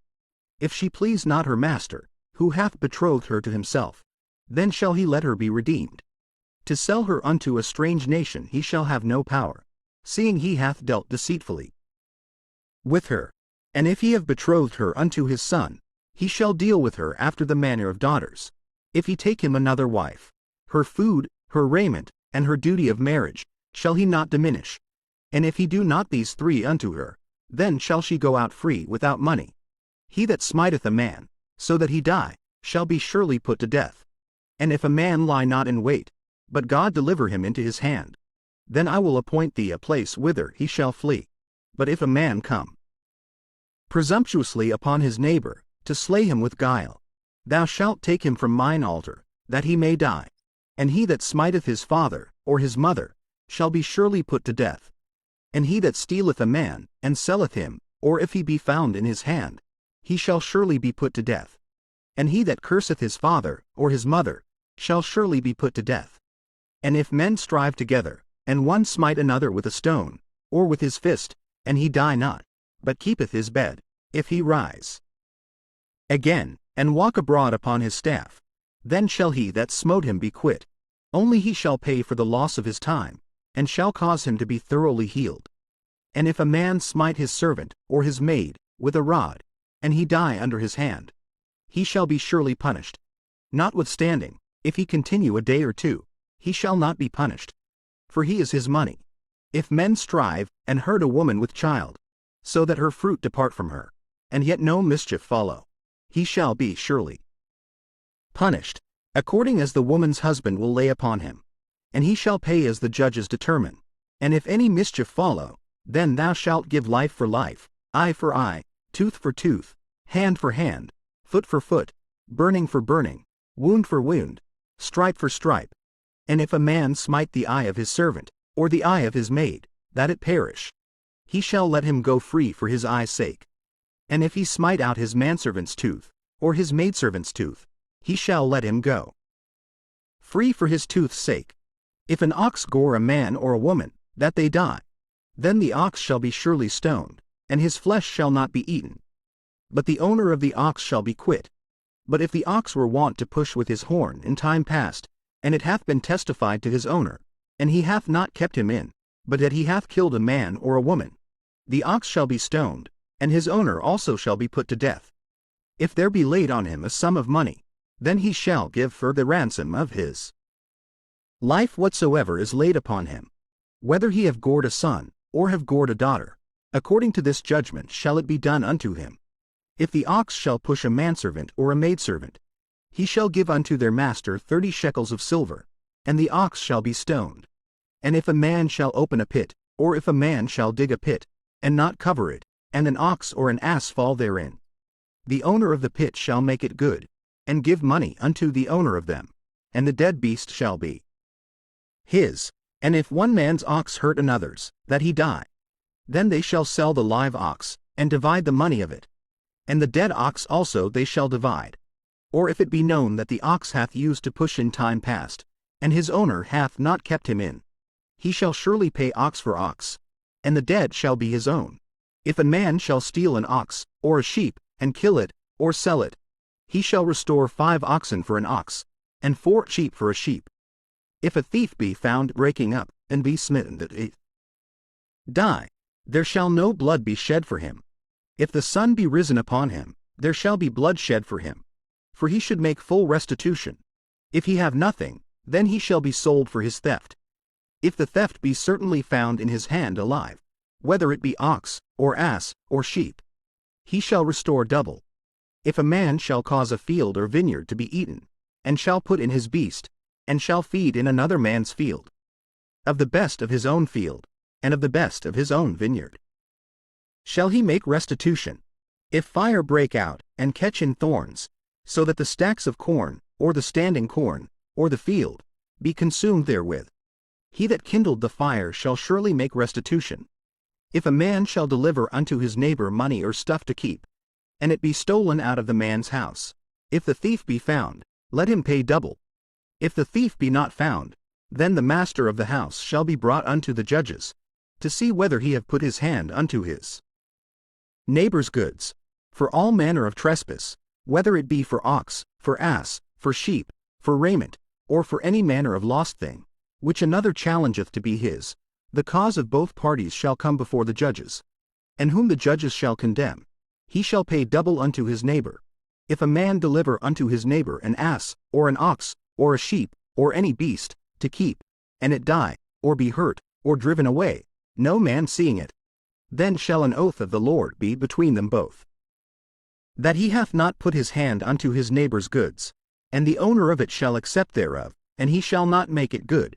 And if it be stolen from him, he shall make restitution unto the owner thereof. If it be torn in pieces, then let him bring it for witness, and he shall not make good that which was torn. And if a man borrow aught of his neighbor, and it be hurt, or die, the owner thereof being not with it, he shall surely make it good. but if the owner thereof be with it, he shall not make it good. If it be an hired thing, it came for his hire. And if a man entice a maid that is not betrothed, and lie with her, he shall surely endow her to be his wife. If her father utterly refuse to give her unto him, he shall pay money according to the dowry of virgins. Thou shalt not suffer a witch to live. Whosoever lieth with a beast shall surely be put to death. He that sacrificed unto any god, save unto the Lord only, he shall be utterly destroyed. Thou shalt neither vex a stranger, nor oppress him. For ye were strangers in the land of Egypt. Ye shall not afflict any widow, or fatherless child. If thou afflict them in any wise, and they cry at all unto me, I will surely hear their cry. And my wrath shall wax hot, and I will kill you with the sword. And your wives shall be widows, and your children fatherless. If thou lend money to any of my people that is poor by thee, thou shalt not be to him as an usurer, neither shalt thou lay upon him usury. If thou at all take thy neighbor's raiment to pledge, thou shalt deliver it unto him by that the sun goeth down, for that is his covering only, it is his raiment for his skin, wherein shall he sleep? And it shall come to pass, when he crieth unto me, that I will hear. For I am gracious. Thou shalt not revile the gods, nor curse the ruler of thy people. Thou shalt not delay to offer the first of thy ripe fruits, and of thy liquors. The firstborn of thy sons shalt thou give unto me. Likewise shalt thou do with thine oxen, and with thy sheep. 7 days it shall be with his dam. On the 8th day thou shalt give it me, and ye shall be holy men unto me. Neither shall ye eat any flesh that is torn of beasts in the field. Ye shall cast it to the dogs. Thou shalt not raise a false report. Put not thine hand with the wicked to be an unrighteous witness. Thou shalt not follow a multitude to do evil. Neither shalt thou speak in a cause to decline after many to wrest judgment. Neither shalt thou countenance a poor man in his cause. If thou meet thine enemy's ox or his ass going astray, thou shalt surely bring it back to him again. If thou see the ass of him that hateth thee lying under his burden, and wouldest forbear to help him, thou shalt surely help with him. Thou shalt not wrest the judgment of thy poor in his cause. Keep thee far from a false matter. And the innocent and righteous slay thou not, for I will not justify the wicked. And thou shalt take no gift. For the gift blindeth the wise, and perverteth the words of the righteous. Also thou shalt not oppress a stranger. For ye know the heart of a stranger, seeing ye were strangers in the land of Egypt. And 6 years thou shalt sow thy land, and shalt gather in the fruits thereof. But the 7th year thou shalt let it rest and lie still, that the poor of thy people may eat, and what they leave the beasts of the field shall eat. In like manner thou shalt deal with thy vineyard, and with thy olive yard. 6 days thou shalt do thy work, and on the 7th day thou shalt rest, that thine ox and thine ass may rest, and the son of thy handmaid, and the stranger, may be refreshed. And in all things that I have said unto you be circumspect. And make no mention of the name of other gods, neither let it be heard out of thy mouth. 3 times thou shalt keep a feast unto me in the year. Thou shalt keep the feast of unleavened bread. Thou shalt eat unleavened bread 7 days, as I commanded thee, in the time appointed of the month Abib. For in it thou camest out from Egypt. And none shall appear before me empty smiley face, and the feast of harvest, the first fruits of thy labors, which thou hast sown in the field. And the feast of ingathering, which is in the end of the year, when thou hast gathered in thy labors out of the field. 3 times in the year all thy males shall appear before the Lord God. Thou shalt not offer the blood of my sacrifice with leavened bread. Neither shall the fat of my sacrifice remain until the morning. The first of the firstfruits of thy land thou shalt bring into the house of the Lord thy God. Thou shalt not see the kid in his mother's milk. Behold, I send an angel before thee, to keep thee in the way, and to bring thee into the place which I have prepared. Beware of him, and obey his voice, provoke him not. For he will not pardon your transgressions. For my name is in him.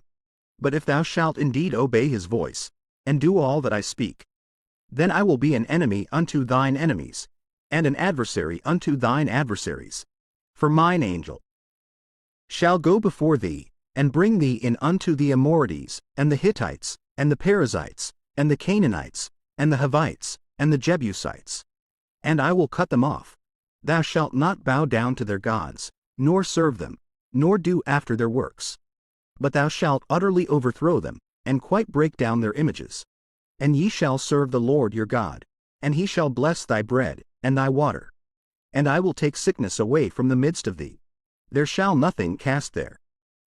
Young, nor be barren, in thy land. The number of thy days I will fulfill. I will send my fear before thee, and will destroy all the people to whom thou shalt come, and I will make all thine enemies turn their backs unto thee. And I will send hornets before thee, which shall drive out the Hivite, the Canaanite, and the Hittite, from before thee. I will not drive them out from before thee in 1 year. Lest the land become desolate, and the beast of the field multiply against thee. By little and little I will drive them out from before thee, until thou be increased, and inherit the land. And I will set thy bounds from the Red Sea even unto the sea of the Philistines, and from the desert unto the river. For I will deliver the inhabitants of the land into your hand. And thou shalt drive them out before thee. Thou shalt make no covenant with them, nor with their gods. They shall not dwell in thy land, lest they make thee sin against me. For if thou serve their gods, it will surely be a snare unto thee. And he said unto Moses, Come up unto the Lord, thou, and Aaron, Nadab, and Abihu, and 70 of the elders of Israel, and worship ye afar off, and Moses alone shall come near the Lord. But they shall not come nigh, neither shall the people go up with him. And Moses came and told the people all the words of the Lord, and all the judgments. And all the people answered with one voice, and said, All the words which the Lord hath said will we do. And Moses wrote all the words of the Lord, and rose up early in the morning, and builded an altar under the hill, and 12 pillars, according to the 12 tribes of Israel. And he sent young men of the children of Israel, which offered burnt offerings, and sacrificed peace offerings of oxen unto the Lord. And Moses took half of the blood, and put it in basins, and half of the blood he sprinkled on the altar. And he took the book of the covenant, and read in the audience of the people. And they said, All that the Lord hath said will we do, and be obedient. And Moses took the blood, and sprinkled it on the people, and said, Behold the blood of the covenant, which the Lord hath made with you concerning all these words. Then went up Moses, and Aaron, Nadab, and Abihu, and 70 of the elders of Israel. And they saw the God of Israel. And there was under his feet as it were a paved work of a sapphire stone, and as it were the body of heaven in his clearness. And upon the nobles of the children of Israel he laid not his hand. Also they saw God, and did eat and drink.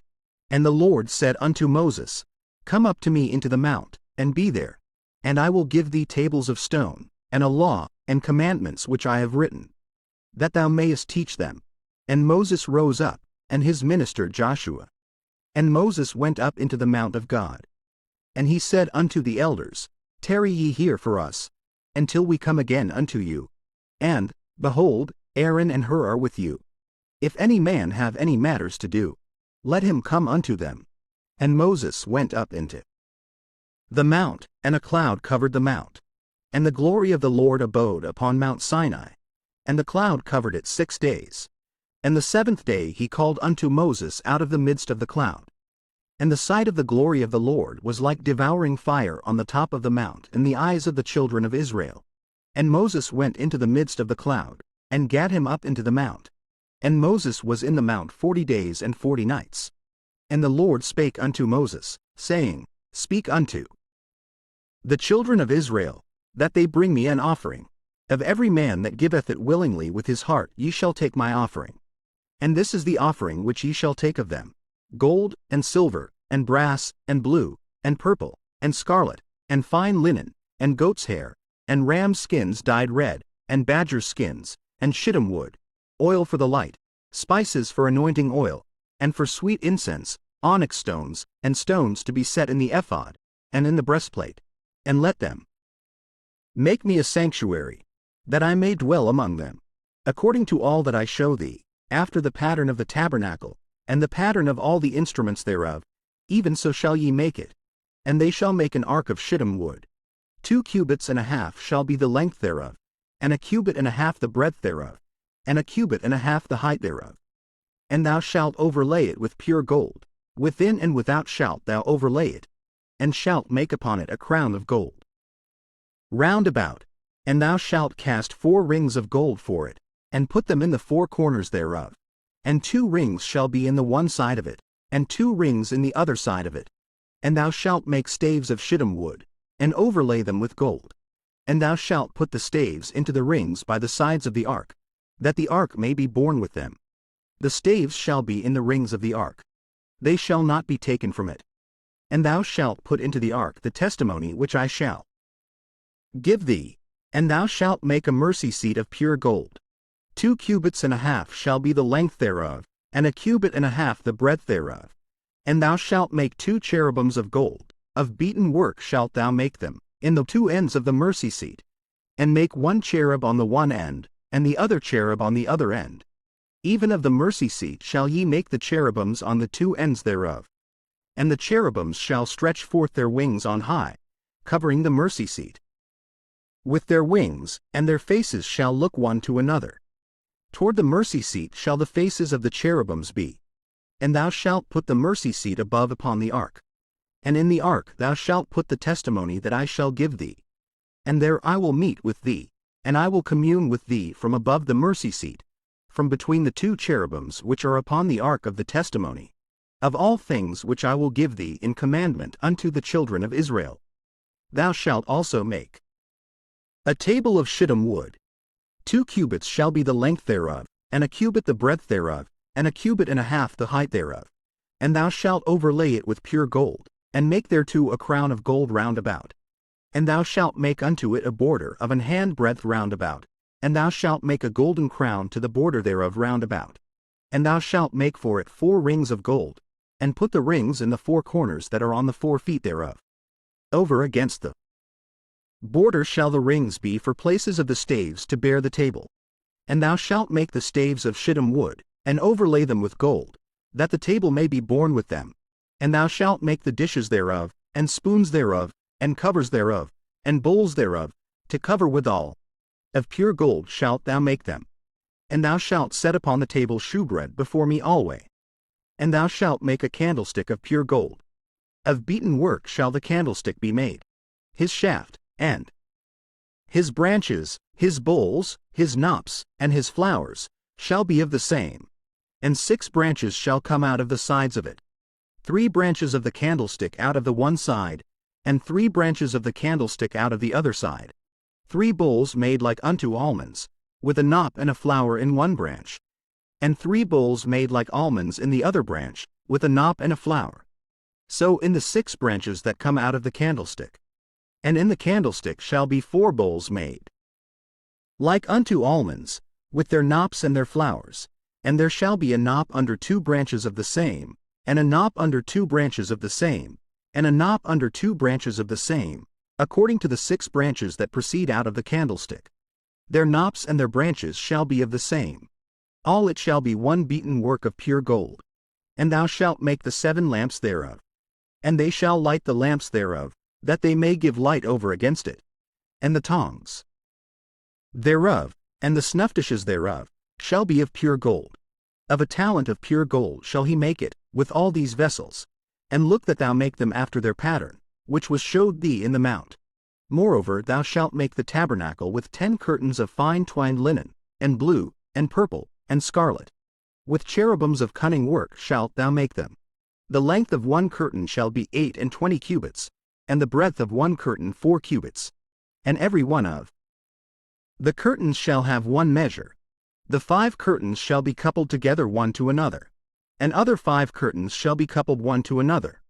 And thou shalt make loops of blue upon the edge of the 1 curtain from the selvedge in the coupling. And likewise shalt thou make in the uttermost edge of another curtain, in the coupling of the second. 50 loops shalt thou make in the 1 curtain, and 50 loops shalt thou make in the edge of the curtain that is in the coupling of the second, that the loops may take hold one of another. And thou shalt make 50 taches of gold, and couple the curtains together with the taches, and it shall be 1 tabernacle. And thou shalt make curtains of goat's hair to be a covering upon the tabernacle. 11 curtains shalt thou make. The length of 1 curtain shall be 30 cubits, and the breadth of one curtain 4 cubits. And the 11 curtains shall be all of one measure. And thou shalt couple 5 curtains by themselves, and 6 curtains by themselves, and shalt double the 6th curtain in the forefront of the tabernacle. And thou shalt make 50 loops on the edge of the one curtain that is outmost in the coupling, and 50 loops in the edge of the curtain which coupleth the second. And thou shalt make 50 taches of brass, and put the taches into the loops, and couple the tent together, that it may be one.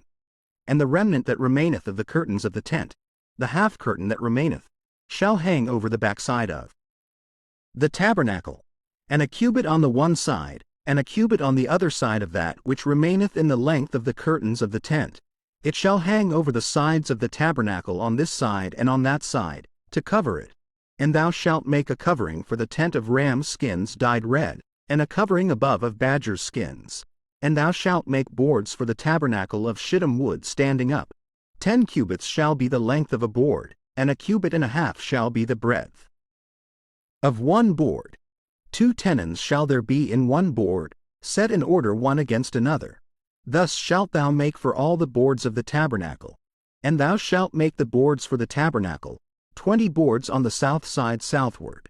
And thou shalt make 40 sockets of silver under the 20 boards, 2 sockets under one board for his 2 tenons, and 2 sockets under another board for his 2 tenons. And for the second side of the tabernacle on the north side there shall be 20 boards, and there 40 sockets of silver, 2 sockets under one board, and 2 sockets under another board.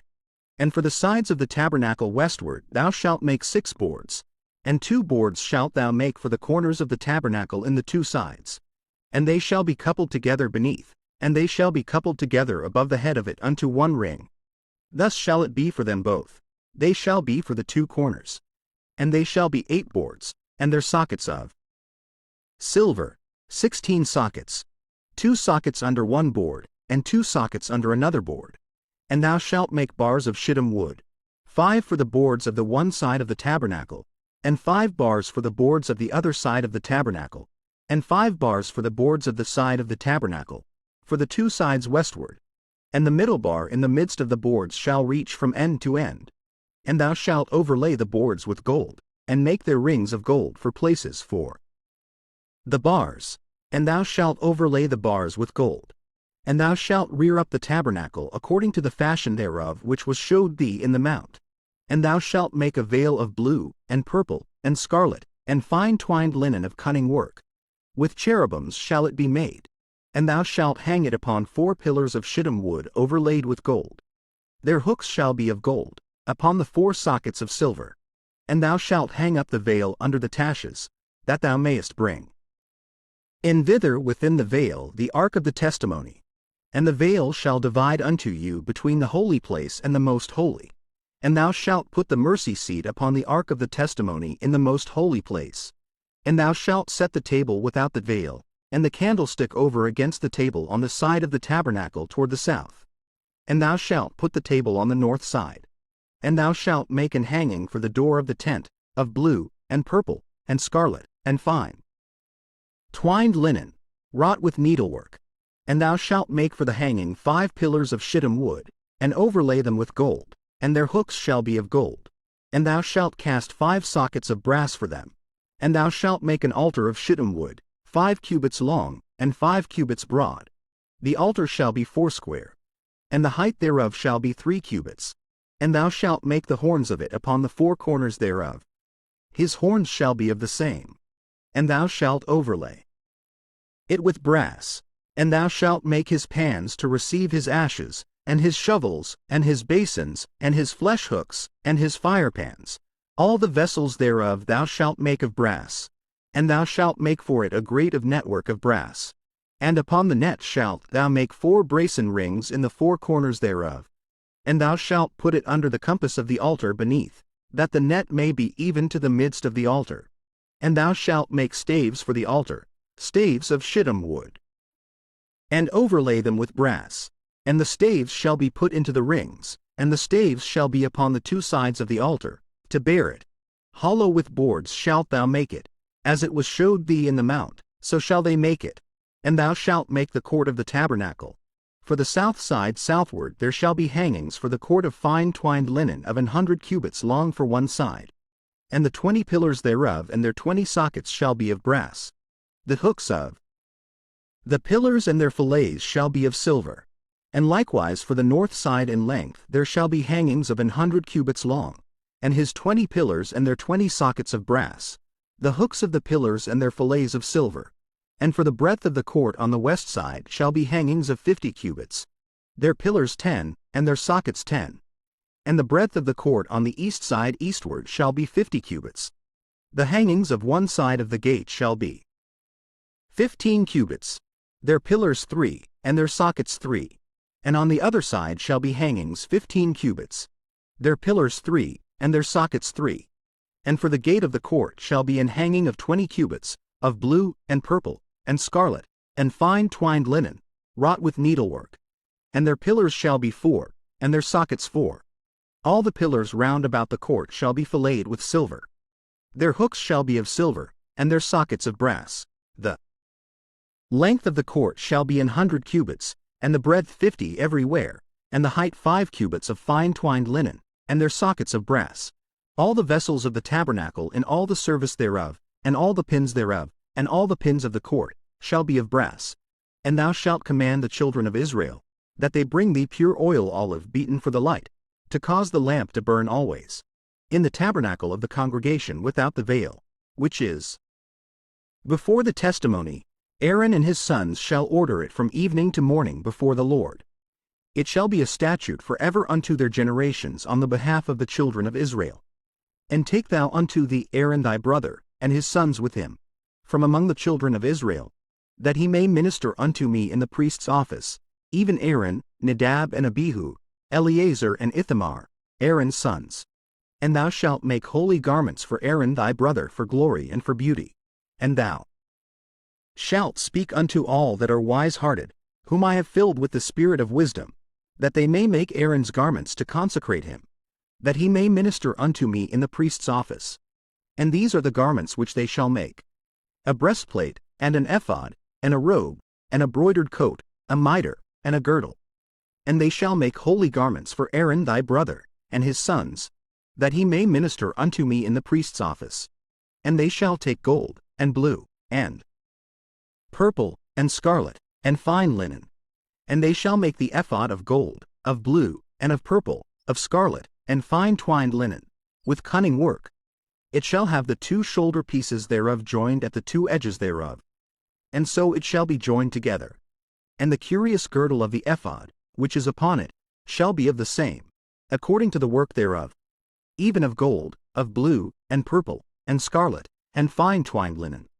And thou shalt take 2 onyx stones, and grave on them the names of the children of Israel, 6 of their names on one stone, and the other 6 names of the rest on the other stone, according to their birth.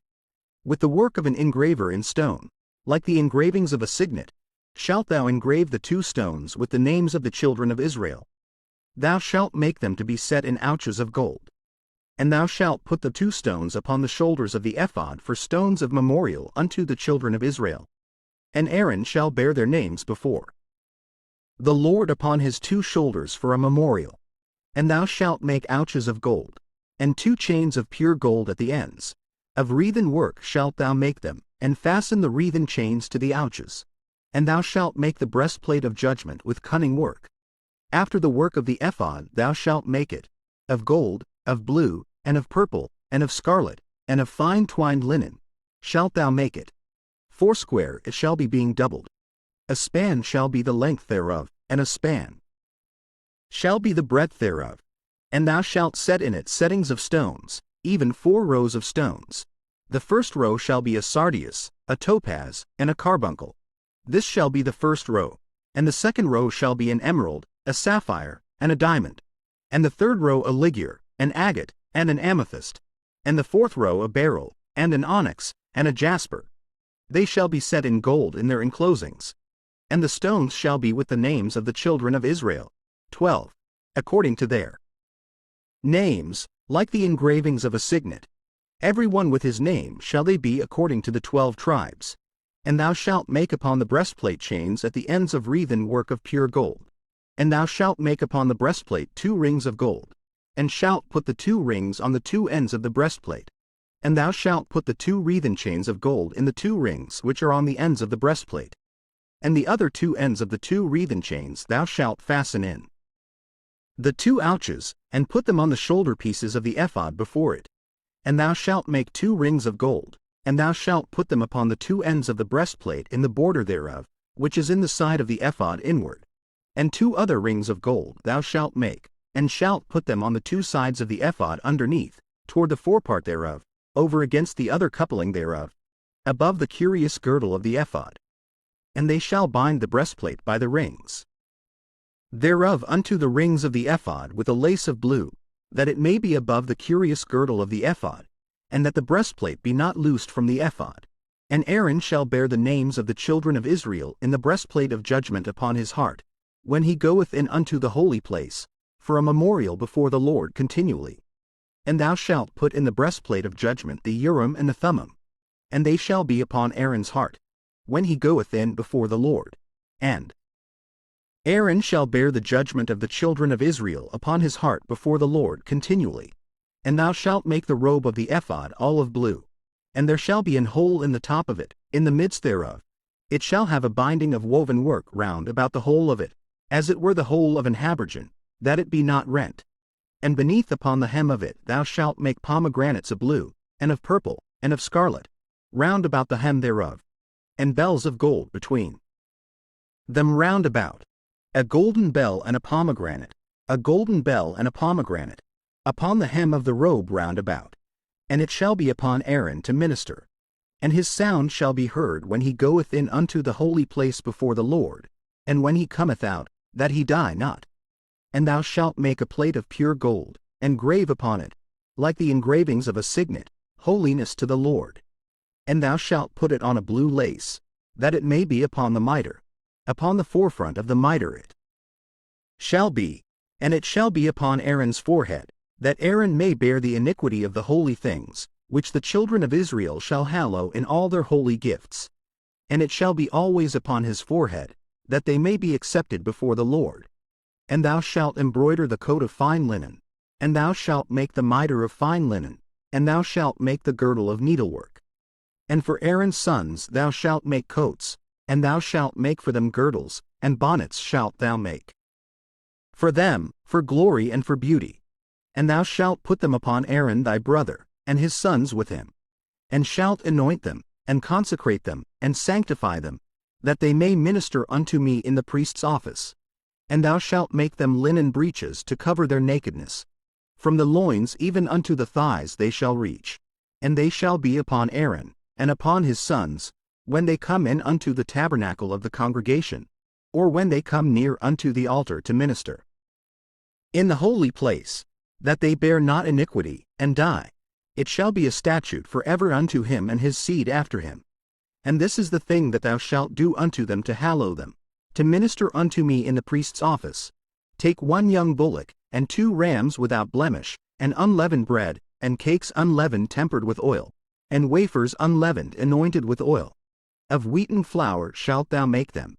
And thou shalt put them into 1 basket, and bring them in the basket, with the bullock and the 2 rams. And Aaron and his sons thou shalt bring unto the door of the tabernacle of the congregation, and shalt wash them with water. And thou shalt take the garments, and put upon Aaron the coat, and the robe of the ephod, and the breastplate, and gird him with the curious girdle of the ephod. And thou shalt put the mitre upon his head, and put the holy crown upon the mitre. Then shalt thou take the anointing oil, and pour it upon his head, and anoint him. And thou shalt bring his sons, and put coats upon them. And thou shalt gird them with girdles, Aaron and his sons, and put the bonnets on them. And the priest's office shall be theirs for a perpetual statute. And thou shalt consecrate Aaron and his sons. And thou shalt cause a bullock to be brought before the tabernacle of the congregation. And Aaron and his sons shall put their hands upon the head of the bullock. And thou shalt kill the bullock before the Lord, by the door of the tabernacle of the congregation. And thou shalt take of the blood of the bullock, and put it upon the horns of the altar with thy finger, and pour all the blood beside the bottom of the altar. And thou shalt take all the fat that covereth the inwards, and the caul that is above the liver, and the 2 kidneys, and the fat that is upon them, and burn them upon the altar. But the flesh of the bullock, and his skin, and his dung, shalt thou burn with fire without the camp. It is a sin offering. Thou shalt also take 1 ram, and Aaron and his sons shall put their hands upon the head of the ram. And thou shalt slay the ram, and thou shalt take his blood, and sprinkle it round about upon the altar. And thou shalt cut the ram in pieces, and wash the inwards of him, and his legs, and put them unto his pieces, and unto his head. And thou shalt burn the whole ram upon the altar. It is a burnt offering unto the Lord. It is a sweet savor, an offering made by fire unto the Lord. And thou shalt take the other ram, and Aaron and his sons shall put their hands upon the head of the ram. Then shalt thou kill the ram, and take of his blood, and put it upon the tip of the right ear of Aaron, and upon the tip of the right ear of his sons, and upon the thumb of their right hand, and upon the great toe of their right foot, and sprinkle the blood upon the altar round about. And thou shalt take of the blood that is upon the altar, and of the anointing oil, and sprinkle it upon Aaron, and upon his garments, and upon his sons, and upon the garments of his sons with him. And he shall be hallowed, and his garments, and his sons' garments with him. Also thou shalt take of the ram the fat and the rump, and the fat that covereth the inwards, and the caul above the liver, and the 2 kidneys, and the fat that is upon them, and the right shoulder. For it is a ram of consecration. And 1 loaf of bread, and 1 cake of oiled bread, and 1 wafer out of the basket of the unleavened bread that is before the Lord. And thou shalt put all in the hands of Aaron, and in the hands of his sons, and shalt wave them for a wave offering before the Lord. And thou shalt receive them of their hands, and burn them upon the altar for a burnt offering, for a sweet savor before the Lord. It is an offering made by fire unto the Lord. And thou shalt take the breast of the ram of Aaron's consecration, and wave it for a wave offering before the Lord. And it shall be thy part. And thou shalt sanctify the breast of the wave offering, and the shoulder of the heave offering, which is waved, and which is heaved up, of the ram of the consecration, even of that which is for Aaron, and of that which is for his sons. And it shall be Aaron's and his sons by a statute forever from the children of Israel. For it is an heave offering. And it shall be an heave offering from the children of Israel of the sacrifice of their peace offerings, even their heave offering unto the Lord. And the holy garments of Aaron shall be his sons after him, to be anointed therein, and to be consecrated in them. And that son that is priest in his stead shall put them on 7 days, when he cometh into the tabernacle of the congregation to minister in the holy place. And thou shalt take the ram of the consecration, and seethe his flesh in the holy place. And Aaron and his sons shall eat the flesh of the ram, and the bread that is in the basket, by the door of the tabernacle of the congregation. And they shall eat those things wherewith the atonement was made, to consecrate and to sanctify them. But a stranger shall not eat thereof, because they are holy. And if aught of the flesh of the consecrations, or of the bread, remain unto the morning, then thou shalt burn the remainder with fire. It shall not be eaten, because it is holy. And thus shalt thou do unto Aaron, and to his sons, according to all things which I have commanded thee. 7 days shalt thou consecrate them. And thou shalt offer every day a bullock for a sin offering for atonement. And thou shalt cleanse the altar, when thou hast made an atonement for it, and thou shalt anoint it, to sanctify it.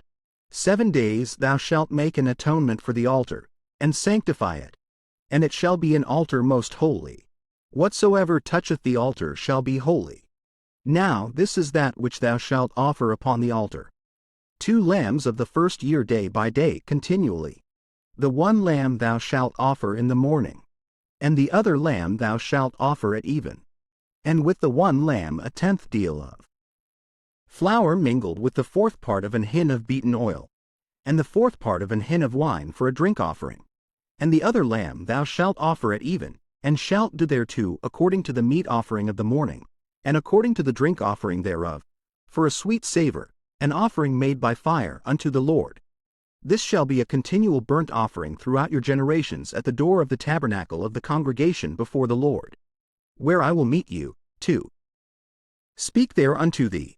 And there I will meet with the children of Israel, and the tabernacle shall be sanctified by my glory. And I will sanctify the tabernacle of the congregation, and the altar. I will sanctify also both Aaron and his sons, to minister to me in the priest's office. And I will dwell among the children of Israel, and will be their God. And they shall know that I am the Lord their God, that brought them forth out of the land of Egypt, that I may dwell among them. I am the Lord their God. And thou shalt make an altar to burn incense upon. Of shittim wood shalt thou make it. A cubit shall be the length thereof, and a cubit the breadth thereof. 4 shall it be, and 2 cubits shall be the height thereof. The horns thereof shall be of the same. And thou shalt overlay it with pure gold, the top thereof, and the sides thereof round about, and the horns thereof. And thou shalt make unto it a crown of gold round about. And 2 golden rings shalt thou make to it under the crown of it, by the 2 corners thereof, upon the 2 sides of it shalt thou make it, and they shall be for places for the staves to bear it withal. And thou shalt make the staves of shittim wood, and overlay them with gold. And thou shalt put it before the veil that is by the ark of the testimony, before the mercy seat that is over the testimony, where I will meet with thee. And Aaron shall burn thereon sweet incense every morning. When he dresseth the lamps, he shall burn incense upon it. And when Aaron lighteth the lamps at even, he shall burn incense upon it, a perpetual incense before the Lord throughout your generations. Ye shall offer no strange incense thereon, nor burnt sacrifice, nor meat offering. Neither shall ye pour drink offering thereon. And Aaron shall make an atonement upon the horns of it once in a year with the blood of the sin offering of atonements. Once in the year shall he make atonement upon it throughout your generations. It is most holy unto the Lord. And the Lord spake unto Moses, saying, When thou talkest the sum of the children of Israel after their number, then shall they give every man a ransom for his soul unto the Lord, when thou numberest them, that there be no plague among them, when thou numberest them.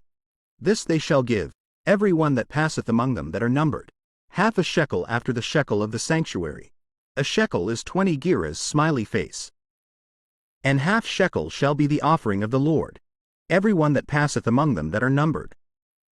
From 20 years old and above, shall give an offering unto the Lord. The rich shall not give more, and the poor shall not give less than half a shekel. When they give an offering unto the Lord, to make an atonement for your souls. And thou shalt take the atonement money of the children of Israel, and shalt appoint it for the service of the tabernacle of the congregation, that it may be a memorial unto the children of Israel before the Lord, to make an atonement for your souls. And the Lord spake unto Moses, saying, Thou shalt also make a laver of brass, and his foot also of brass, to wash withal. And thou shalt put it between the tabernacle of the congregation and the altar, and thou shalt put water therein. For Aaron and his sons shall wash their hands and their feet thereat. When they go into the tabernacle of the congregation, they shall wash with water, that they die not. Or when they come near to the altar to minister, to burn offering made by fire unto the Lord. So they shall wash their hands and their feet, that they die not. And it shall be a statute forever to them, even to him and to his seed throughout their generations. Moreover the Lord spake unto Moses, saying, Take thou also unto thee principal spices, of pure myrrh 500 shekels, and of sweet cinnamon half so much, even 250 shekels, and of sweet calamus 250 shekels, and of cassia 500 shekels, after the shekel of the sanctuary, and of oil olive and hin. And thou shalt make it an oil of holy ointment, an ointment compound after the art of the apothecary. It shall be an holy anointing oil. And thou shalt anoint the tabernacle of the congregation therewith, and the ark of the testimony, and the table and all his vessels, and the candlestick and his vessels, and the altar of incense, and the altar of burnt offering with all his vessels, and the laver and his foot. And thou shalt sanctify them, that they may be most holy. Whatsoever toucheth them shall be holy. And thou shalt anoint Aaron and his sons, and consecrate them, that they may minister unto me in the priest's office. And thou shalt speak unto the children of Israel, saying, This shall be an holy anointing oil unto me throughout your generations. Upon man's flesh shall it not be poured, neither shall ye make any other like it. After the composition of it. It is holy, and it shall be holy unto you. Whosoever compoundeth any like it, or whosoever putteth any of it upon a stranger, shall even be cut off from his people. And the Lord said unto Moses, Take unto thee sweet spices, stacte, and onycha, and galbanum, these sweet spices with pure frankincense. Of each shall there be a like weight. And thou shalt make it a perfume, a confection after the art of the apothecary, tempered together, pure and holy.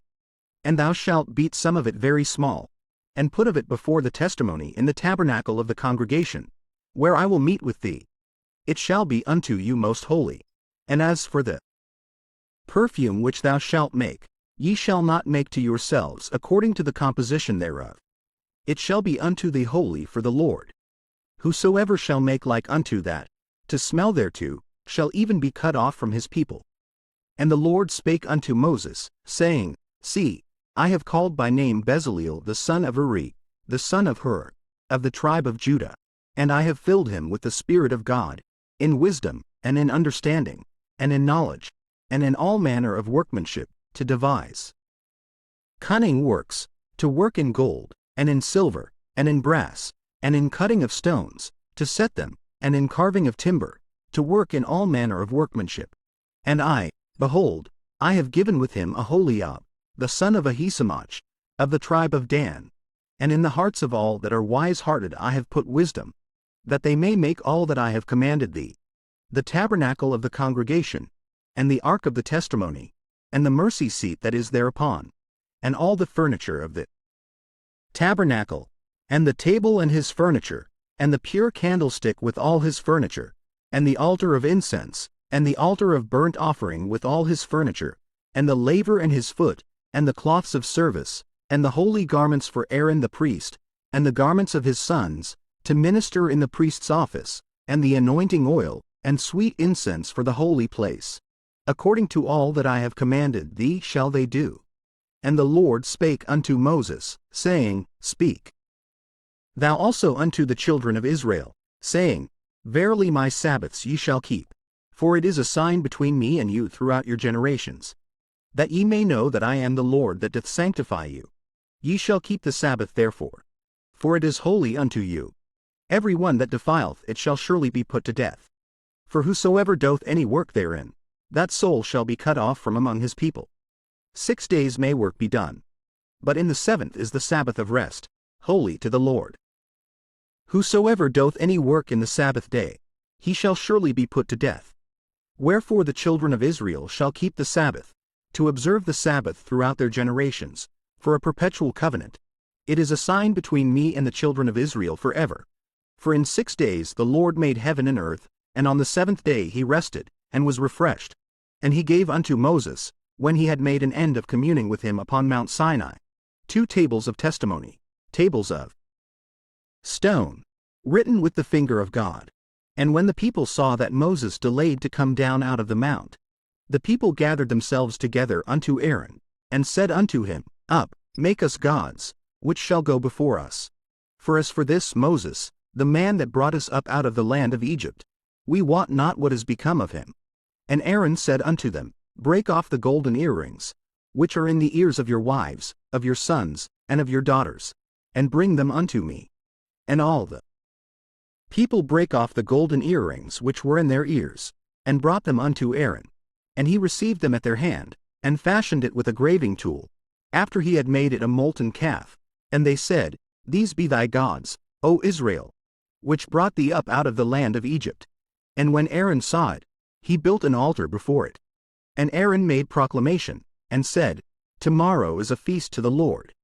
And they rose up early on the morrow, and offered burnt offerings, and brought peace offerings. And the people sat down to eat and to drink, and rose up to play. And the Lord said unto Moses, Go, get thee down. For thy people, which thou broughtest out of the land of Egypt, have corrupted themselves. They have turned aside quickly out of the way which I commanded them. They have made them a molten calf, and have worshipped it, and have sacrificed thereunto, and said, These be thy gods, O Israel, which have brought thee up out of the land of Egypt. And the Lord said unto Moses, I have seen this people, and, behold, it is a stiff-necked people. Now therefore let me alone, that my wrath may wax hot against them, and that I may consume them, and I will make of thee a great nation.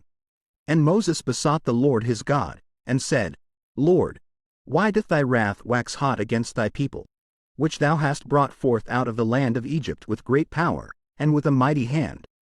Wherefore should the Egyptians speak, and say, For mischief did he bring them out, to slay them in the mountains, and to consume them from the face of the earth? Turn from thy fierce wrath, and repent of this evil against thy people. Remember Abraham, Isaac, and Israel, thy servants, to whom thou swarest by thine own self, and saidst unto them, I will multiply your seed as the stars of heaven, and all this land that I have spoken of will I give unto your seed, and they shall inherit it forever. And the Lord repented of the evil which he thought to do unto his people. And Moses turned, and went down from the mount, and the 2 tables of the testimony were in his hand. The tables were written on both their sides, on the one side and on the other were they written. And the tables were the work of God, and the writing was the writing of God, graven upon the tables. And when Joshua heard the noise of the people as they shouted, he said unto Moses, There is a noise of war in the camp. And he said, It is not the voice of them that shout for mastery, neither is it the voice of them that cry for being overcome, but the noise of them that sing do I hear. And it came to pass, as soon as he came nigh unto the camp, that he saw the calf, and the dancing. And Moses' anger waxed hot, and he cast the tables out of his hands, and brake them beneath the mount. And he took the calf which they had made, and burnt it in the fire, and ground it to powder, and strawed it upon the water, and made the children of Israel drink of it. And Moses said unto Aaron, What did this people unto thee, that thou hast brought so great a sin upon them? And Aaron said, Let not the anger of my Lord wax hot. Thou knowest the people, that they are set on mischief. For they said unto me, Make us gods, which shall go before us. For as for this Moses, the man that brought us up out of the land of Egypt, we wot not what is become of him. And I said unto them, Whosoever hath any gold, let them break it off. So they gave it me. Then I cast it into the fire, and there came out this calf. And when Moses saw that the people were naked, for Aaron had made them naked unto their shame among their enemies, smiley face, then Moses stood in the gate of the camp, and said, Who is on the Lord's side? Let him come unto me. And all the sons of Levi gathered themselves together unto him. And he said unto them, Thus saith the Lord God of Israel, Put every man his sword by his side, and go in and out from gate to gate throughout the camp, and slay every man his brother, and every man his companion, and every man his neighbor. And the children of Levi did according to the word of Moses. And there fell of the people that day about 3,000 men. For Moses had said, Consecrate yourselves today to the Lord, even every man upon his son, and upon his brother, that he may bestow upon you a blessing this day. And it came to pass on the morrow, that Moses said unto the people, Ye have sinned a great sin. And now I will go up unto the Lord. Peradventure I shall make an atonement for your sin. And Moses returned unto the Lord, and said, Oh, this people have sinned a great sin, and have made them gods of gold.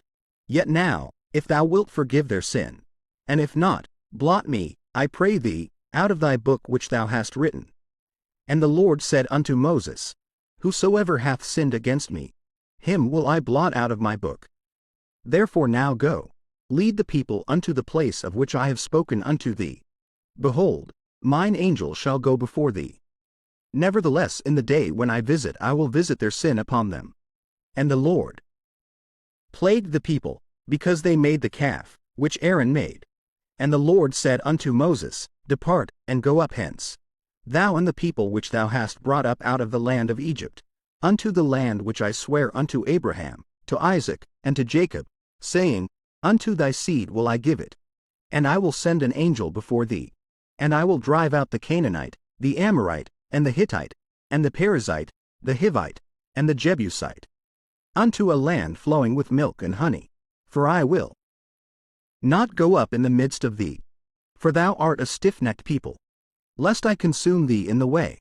And when the people heard these evil tidings, they mourned, and no man did put on him his ornaments. For the Lord had said unto Moses, Say unto the children of Israel, Ye are a stiff-necked people.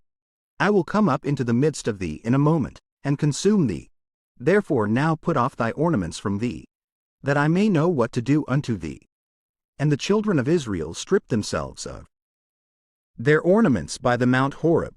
And Moses took the tabernacle, and pitched it without the camp, afar off from the camp, and called it the tabernacle of the congregation. And it came to pass, that every one which sought the Lord went out unto the tabernacle of the congregation, which was without the camp. And it came to pass, when Moses went out unto the tabernacle, that all the people rose up, and stood every man at his tent door, and looked after Moses, until he was gone into the tabernacle. And it came to pass, as Moses entered into the tabernacle, the cloudy pillar descended, and stood at the door of the tabernacle. And the Lord talked with Moses. And all the people saw the cloudy pillar stand at the tabernacle door. And all the people rose up and worshipped, every man in his tent door. And the Lord spake unto Moses face to face, as a man speaketh unto his friend. And he turned again into the camp. But his servant Joshua, the son of Nun, a young man, departed not out of the tabernacle. And Moses said unto the Lord, See, thou sayest unto me, Bring up this people. And thou hast not let me know whom thou wilt send with me. Yet thou hast said, I know thee by name, and thou hast also found grace in my sight. Now therefore, I pray thee, if I have found grace in thy sight, show me now thy way, that I may know thee, that I may find grace in thy sight. And consider that this nation is thy people. And he said, My presence shall go with thee, and I will give thee rest. And he said unto him, If thy presence go not with me, carry us not up hence. For wherein shall it be known here that I and thy people have found grace in thy sight? Is it not in that thou goest with us? So shall we be separated, I and thy people, from all the people that are upon the face of the earth. And the Lord said unto Moses, I will do this thing also that thou hast spoken. For thou hast found grace in my sight, and I know thee by name.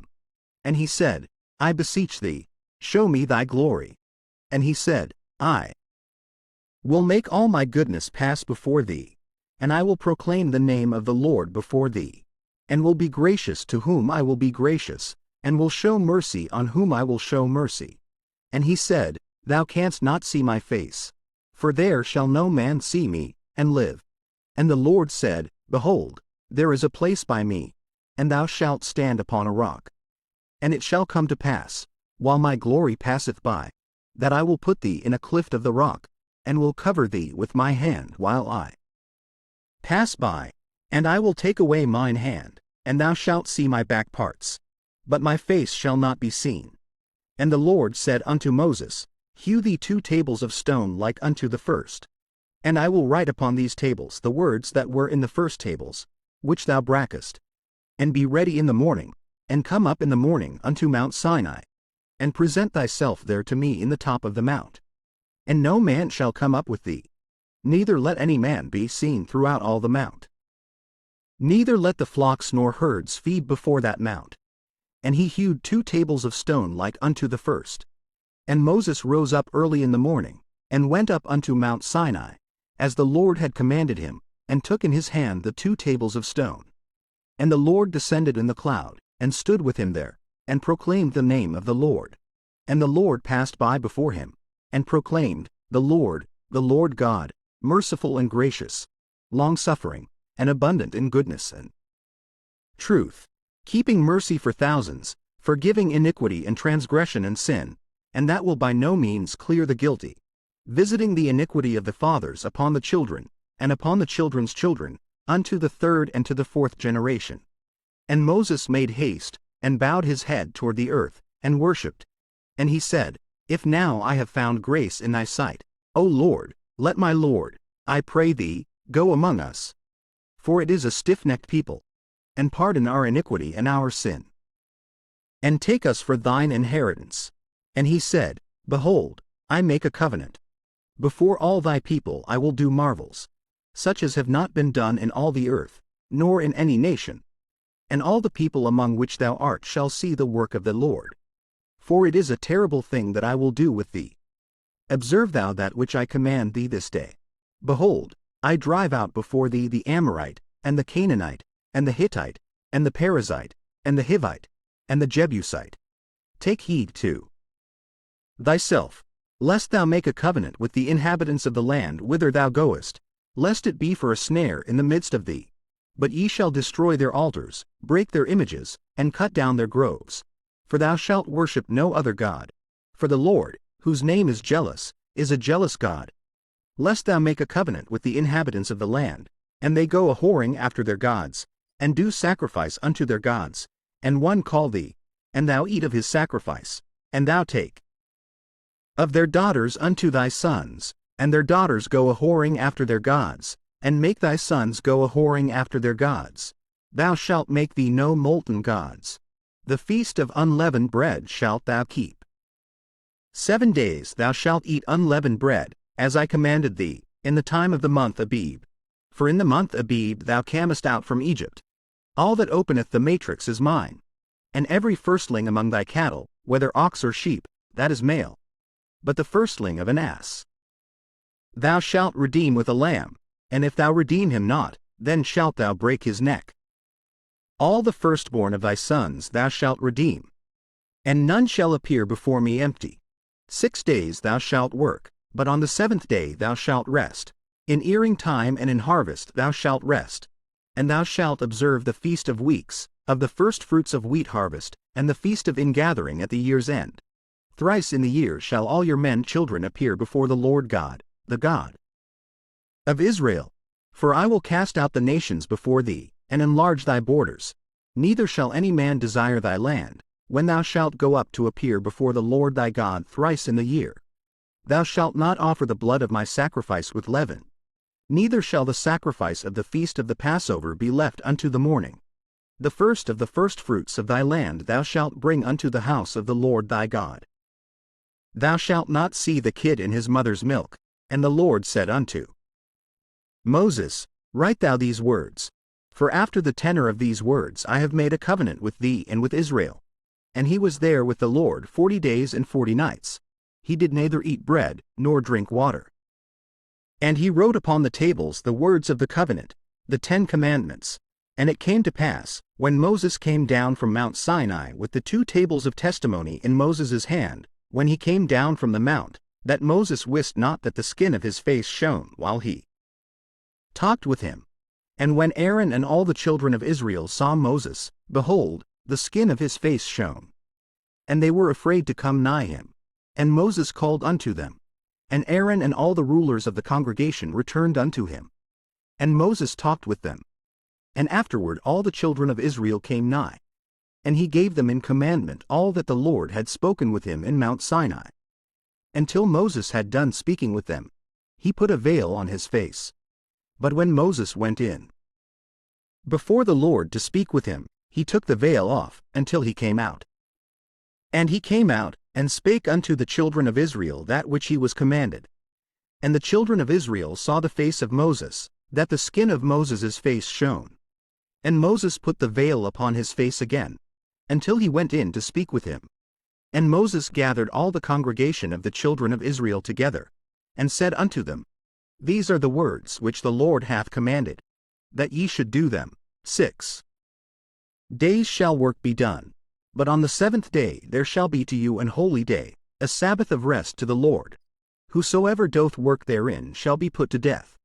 Ye shall kindle no fire throughout your habitations upon the Sabbath day. And Moses spake unto all the congregation of the children of Israel, saying, This is the thing which the Lord commanded, saying, Take ye from among you an offering unto the Lord. Whosoever is of a willing heart, let him bring it, an offering of the Lord, gold, and silver, and brass, and blue, and purple, and scarlet, and fine linen, and goat's hair, and ram skins dyed red, and badger skins, and shittim wood, and oil for the light, and spices for anointing oil, and for the sweet incense, and onyx stones, and stones to be set for the ephod, and for the breastplate. And every wise-hearted among you shall come, and make all that the Lord hath commanded, the tabernacle, his tent, and his covering, his taches, and his boards, his bars, his pillars, and his sockets, the ark, and the staves thereof, with the mercy seat, and the veil of the covering, the table, and his staves, and all his vessels, and the shewbread, the candlestick also for the light, and his furniture, and his lamps, with the oil for the light, and the incense altar, and his staves, and the anointing oil, and the sweet incense, and the hanging for the door at the entering in of the tabernacle, the altar of burnt offering, with his brasen grate, his staves, and all his vessels, the laver, and his foot, the hangings of the court, his pillars, and their sockets, and the hanging for the door of the court, the pins of the tabernacle, and the pins of the court, and their cords, the cloths of service, to do service in the holy place, the holy garments for Aaron the priest, and the garments of his sons, to minister in the priest's office. And all the congregation of the children of Israel departed from the presence of Moses. And they came, every one whose heart stirred him up, and every one whom his spirit made willing, and they brought the Lord's offering to the work of the tabernacle of the congregation, and for all his service, and for the holy garments. And they came, both men and women, as many as were willing-hearted, and brought bracelets, and earrings, and rings, and tablets, all jewels of gold. And every man that offered an offering of gold unto the Lord. And every man, with whom was found blue, and purple, and scarlet, and fine linen, and goat's hair, and red skins, of rams, and badger skins, brought them. Every one that did offer an offering of silver and brass brought the Lord's offering. And every man, with whom was found shittim wood for any work of the service, brought it. And all the women that were wise-hearted did spin with their hands, and brought that which they had spun, both of blue, and of purple, and of scarlet, and of fine linen. And all the women whose heart stirred them up in wisdom spun goat's hair. And the rulers brought onyx stones, and stones to be set, for the ephod, and for the breastplate, and spice, and oil for the light, and for the anointing oil, and for the sweet incense. The children of Israel brought a willing offering unto the Lord, every man and woman, whose heart made them willing to bring for all manner of work, which the Lord had commanded to be made by the hand of Moses. And Moses said unto the children of Israel, See, the Lord hath called by name Bezaleel the son of Uri, the son of Hur, of the tribe of Judah, and he hath filled him with the Spirit of God, in wisdom, in understanding, and in knowledge, and in all manner of workmanship, and to devise curious works, to work in gold, and in silver, and in brass, and in the cutting of stones, to set them, and in carving of wood, to make any manner of cunning work. And he hath put in his heart that he may teach, both he, and Aholiab, the son of Ahisamach, of the tribe of Dan. Them hath he filled with wisdom of heart, to work all manner of work, of the engraver, and of the cunning workman, and of the embroiderer, in blue, and in purple, in scarlet, and in fine linen, and of the weaver, even of them that do any work, and of those that devise cunning work. Then wrought Bezaleel and Aholiab, and every wise-hearted man, in whom the Lord put wisdom and understanding to know how to work all manner of work for the service of the sanctuary, according to all that the Lord had commanded. And Moses called Bezaleel and Aholiab, and every wise-hearted man, in whose heart the Lord had put wisdom, even every one whose heart stirred him up to come unto the work to do it. And they received of Moses all the offering, which the children of Israel had brought for the work of the service of the sanctuary, to make it withal. And they brought yet unto him free offerings every morning. And all the wise men, that wrought all the work of the sanctuary, came every man from his work which they made. And they spake unto Moses, saying, The people bring much more than enough for the service of the work, which the Lord commanded to make.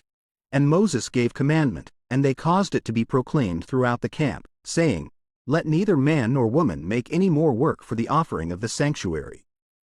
So the people were restrained from bringing, for the stuff they had was sufficient for all the work to make it, and too much. And every wise-hearted man among them that wrought the work of the tabernacle made 10 curtains of fine twined linen, and blue, and purple, and scarlet. With cherubims of cunning work made he them. The length of one curtain was 28 cubits, and the breadth of one curtain 4 cubits. The curtains were all of one size. And he coupled the 5 curtains one unto another, and the other 5 curtains he coupled one unto another. And he made loops of blue on the edge of one curtain from the selvedge in the coupling. Likewise he made in the uttermost side of another curtain, in the coupling of the second. 50 loops made he in one curtain, And 50 loops made he in the edge of the curtain which was in the coupling of the second. The loops held one curtain to another. And he made 50 taches of gold, and coupled the curtains one unto another with the taches. So it became one tabernacle. And he made curtains of goat's hair for the tent over the tabernacle. 11 curtains he made them. The length of one curtain was 30 cubits, and 4 cubits was the breadth of one curtain. The 11 curtains were of one size. And he coupled 5 curtains by themselves, and 6 curtains by themselves. And he made 50 loops upon the uttermost edge of the curtain in the coupling, and 50 loops made he upon the edge of the curtain which coupleth the second. And he made 50 taches of brass to couple the tent together, that it might be one. And he made a covering for the tent of ram's skins dyed red, and a covering of badger skins above that. And he made boards for the tabernacle of shittim wood, standing up. The length of a board was 10 cubits, and the breadth of a board 1 cubit and a half. One board had 2 tenons, equally distant one from another. Thus did he make for all the boards of the tabernacle. And he made boards for the tabernacle, 20 boards for the south side southward, and 40 sockets of silver he made under the 20 boards. 2 sockets under one board for his 2 tenons, and 2 sockets under another board for his 2 tenons. And for the other side of the tabernacle, which is toward the north corner, he made 20 boards, and their 40 sockets of silver, 2 sockets under one board, and 2 sockets under another board. And for the sides of the tabernacle westward he made 6 boards. And 2 boards made he for the corners of the tabernacle in the 2 sides. And they were coupled beneath, and coupled together at the head thereof, to one ring. Thus he did to both of them in both the corners. And there were 8 boards. And their sockets were 16 sockets of silver, under every board. 2 sockets. And he made bars of shittim wood, 5 for the boards of the one side of the tabernacle, and 5 bars for the boards of the other side of the tabernacle, and 5 bars for the boards of the tabernacle for the sides westward. And he made the middle bar to shoot through the boards from the one end to the other. And he overlaid the boards with gold, and made their rings of gold to be places for the bars, and overlaid the bars with gold. And he made a veil of blue, and purple, and scarlet, and fine twined linen. With cherubims made he it of cunning work. And he made thereunto 4 pillars of shittim wood, and overlaid them with gold. Their hooks were of gold. And he cast for them 4 sockets of silver. And he made an hanging for the tabernacle door of blue, and purple, and scarlet, and fine twined linen, of needlework. And the 5 pillars of it with their hooks. And he overlaid their chapiters and their fillets with gold. But their 5 sockets were of brass. And Bezaleel made the ark of shittim wood. 2 cubits and a half was the length of it, and a cubit and a half the breadth of it, and a cubit and a half the height of it. And he overlaid it with pure gold within and without, and made a crown of gold to it round about. And he cast for it 4 rings of gold, to be set by the 4 corners of it, even 2 rings upon the one side of it, and 2 rings upon the other side of it. And he made staves of shittim wood, and overlaid them with gold. And he put the staves into the rings by the sides of the ark, to bear the ark. And he made the mercy seat of pure gold. 2 cubits and a half was the length thereof, and 1 cubit and a half the breadth thereof. And he made 2 cherubims of gold, beaten out of one piece made he them, on the 2 ends of the mercy seat, 1 cherub on the end on this side, and another cherub on the other end on that side. Out of the mercy seat made he the cherubims on the 2 ends thereof. And the cherubims spread out their wings on high, and covered with their wings over the mercy seat, with their faces one to another. Even to the mercy seatward were the faces of the cherubims. And he made the table of shittim wood. 2 cubits was the length thereof, and a cubit the breadth thereof, and a cubit and a half the height thereof. And he overlaid it with pure gold, and made thereunto a crown of gold round about. Also he made thereunto a border of an handbreadth round about, and made a crown of gold for the border thereof round about. And he cast for it 4 rings of gold, and put the rings upon the 4 corners that were in the 4 feet thereof. Over against the border were the rings, the places for the staves to bear the table. And he made the staves of shittim wood, and overlaid them with gold, to bear the table. And he made the vessels which were upon the table, his dishes, and his spoons, and his bowls, and his covers to cover withal, of pure gold. And he made the candlestick of pure gold. Of beaten work made he the candlestick, his shaft, and His branch, his bowls, his knops, and his flowers, were of the same.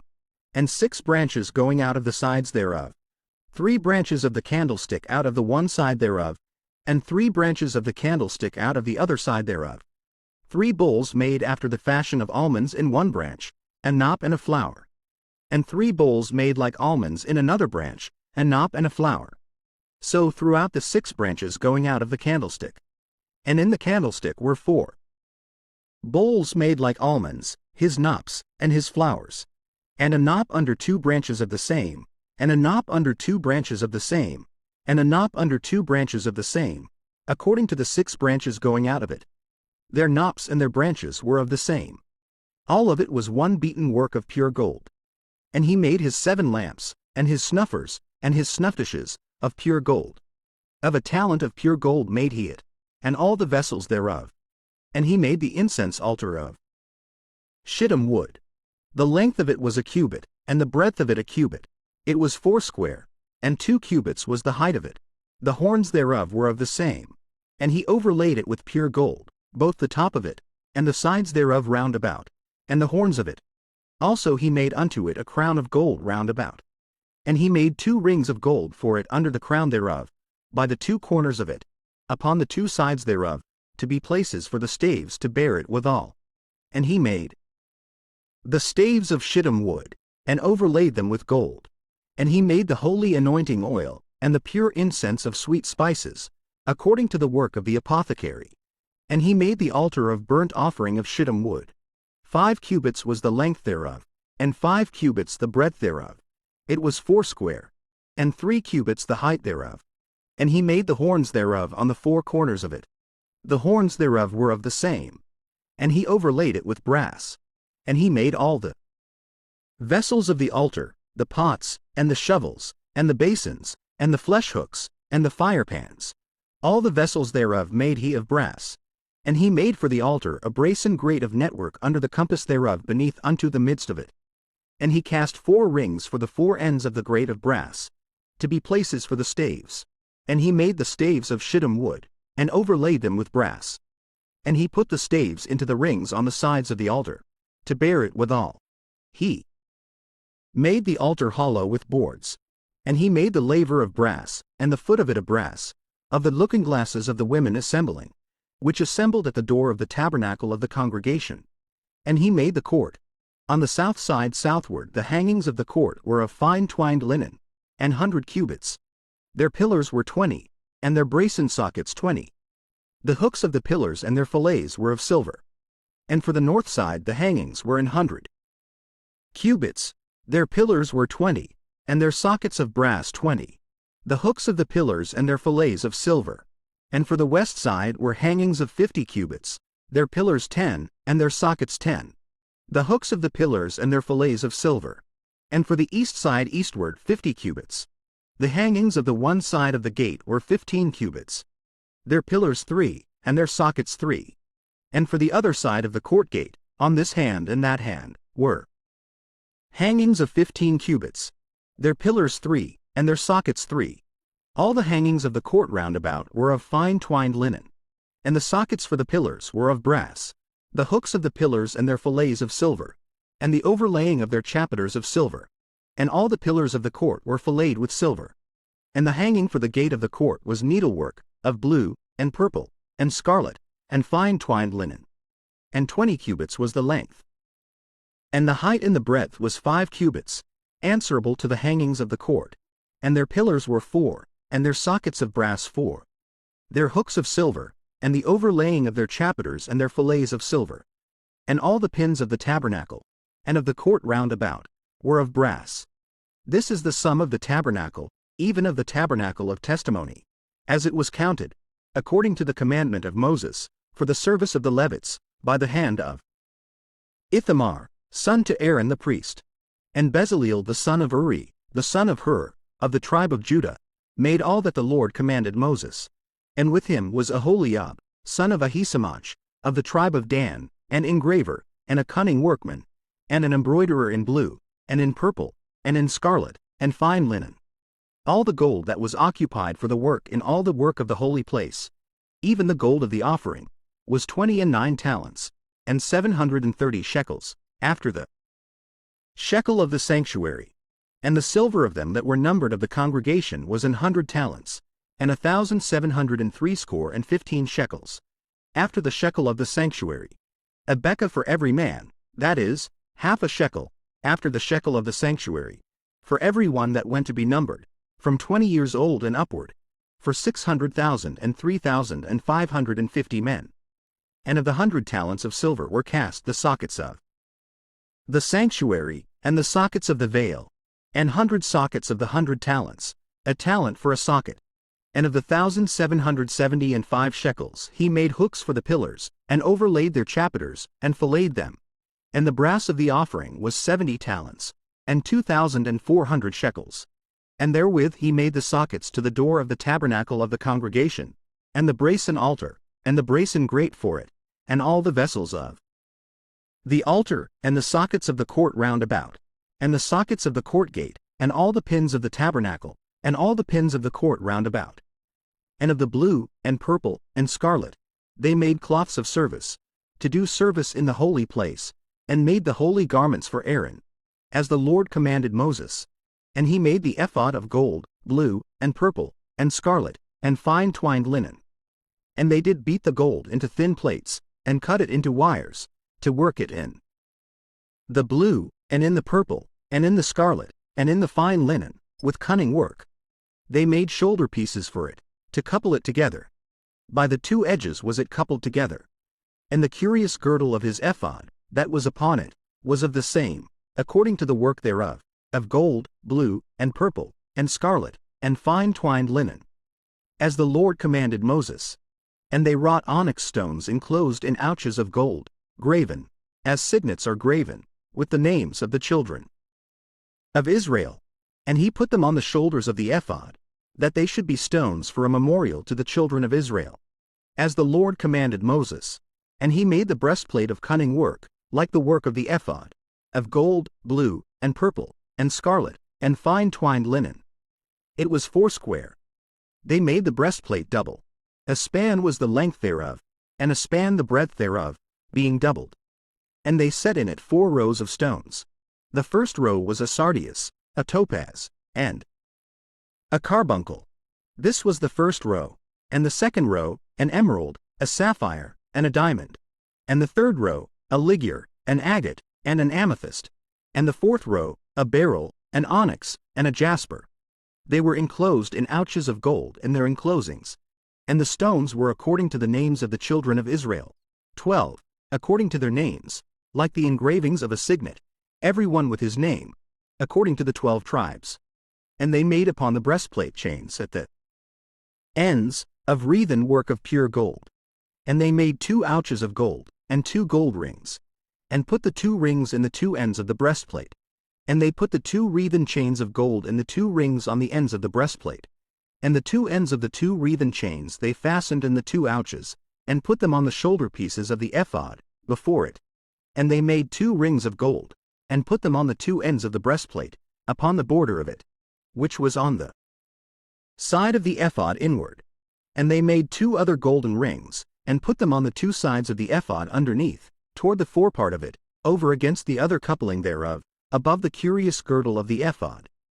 And they did bind the breastplate by his rings unto the rings of the ephod with a lace of blue, that it might be above the curious girdle of the ephod, and that the breastplate might not be loosed from the ephod, as the Lord commanded Moses. And he made the robe of the ephod of woven work, all of blue. And there was an hole in the midst of the robe, as the hole of an habergeon, with a band round about the hole, that it should not rend. And they made upon the hems of the robe pomegranates of blue, and purple, and scarlet, and twined linen. And they made bells of pure gold, and put the bells between the pomegranates upon the hem of the robe, round about between the pomegranates. A bell and a pomegranate, a bell and a pomegranate, round about the hem of the robe to minister in, as the Lord commanded Moses. And they made coats of fine linen of woven work for Aaron, and for his sons, and a mitre of fine linen, and goodly bonnets of fine linen, and linen breeches of fine twined linen, and a girdle of fine twined linen, and blue, and purple, and scarlet, of needlework, as the Lord commanded Moses. And they made the plate of the holy crown of pure gold, and wrote upon it a writing, like to the engravings of a signet, Holiness to the Lord. And they tied unto it a lace of blue, to fasten it on high upon the mitre, as the Lord commanded Moses. Thus was all the work of the tabernacle of the tent of the congregation finished. And the children of Israel did according to all that the Lord commanded Moses, so did they. And they brought the tabernacle unto Moses, the tent, and all his furniture, his taches, his boards, his bars, and his pillars, and his sockets, and the covering of rams' skins dyed red, and the covering of badger skins, and the veil of the covering, the ark of the testimony, and the staves thereof, and the mercy seat, the table, and all the vessels thereof, and the shewbread, the pure candlestick, with the lamps thereof, even with the lamps to be set in order, and all the vessels thereof, and the oil for light, and the golden altar, and the anointing oil, and the sweet incense, and the hanging for the tabernacle door, the brazen altar, and his grate of brass, his staves, and all his vessels, the laver in his foot, the hangings of the court, his pillars, and his sockets, and the hanging for the court gate, his cords, and his pins, and all the vessels of the service of the tabernacle, for the tent of the congregation, the cloths of service to do service in the holy place, and the holy garments for Aaron the priest, and his sons' garments, to minister in the priest's office, according to all that the Lord commanded Moses. So the children of Israel made all the work. And Moses did look upon all the work, and, behold, they have done it as the Lord had commanded, even so had they done it. And Moses blessed them. And the Lord spake unto Moses, saying, On the first day of the first month shalt thou set up the tabernacle of the tent of the congregation. And thou shalt put therein the ark of the testimony, and cover the ark with the veil. And thou shalt bring in the table, and set in order the things that are to be set in order upon it. And thou shalt bring in the candlestick, and light the lamps thereof. And thou shalt set the altar of gold for the incense before the ark of the testimony, and put the hanging of the door to the tabernacle. And thou shalt set the altar of the burnt offering before the door of the tabernacle of the tent of the congregation.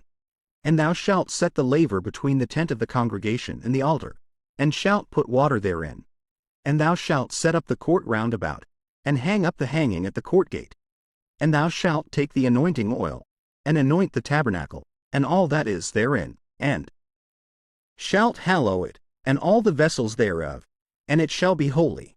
And thou shalt anoint the altar of the burnt offering, and all his vessels, and sanctify the altar. And it shall be an altar most holy.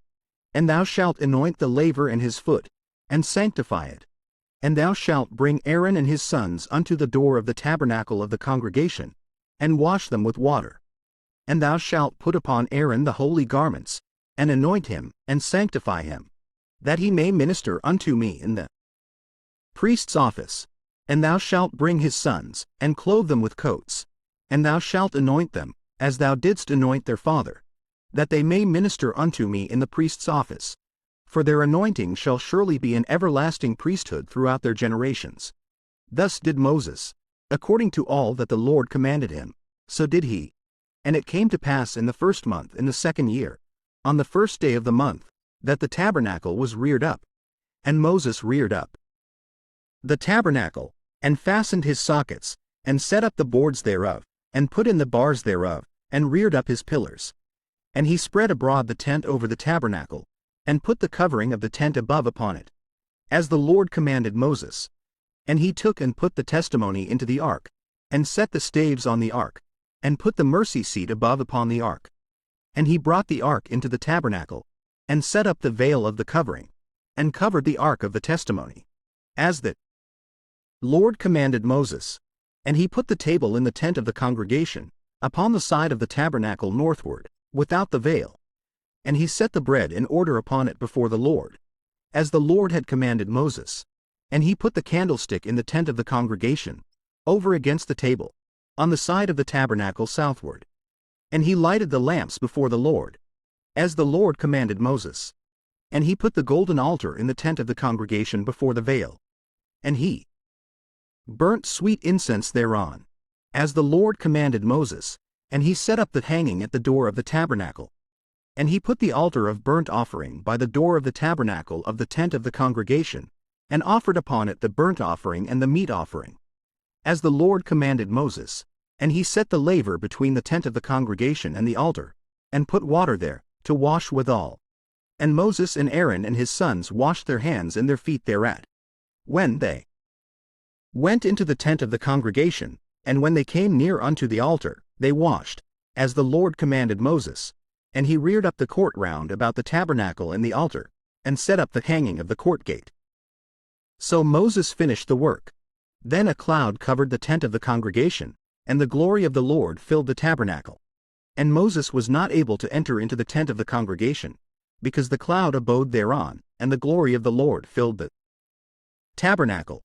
And when the cloud was taken up from over the tabernacle, the children of Israel went onward in all their journeys. But if the cloud were not taken up, then they journeyed not till the day that it was taken up. For the cloud of the Lord was upon the tabernacle by day, and fire was on it by night, in the sight of all the house of Israel, throughout all their journeys.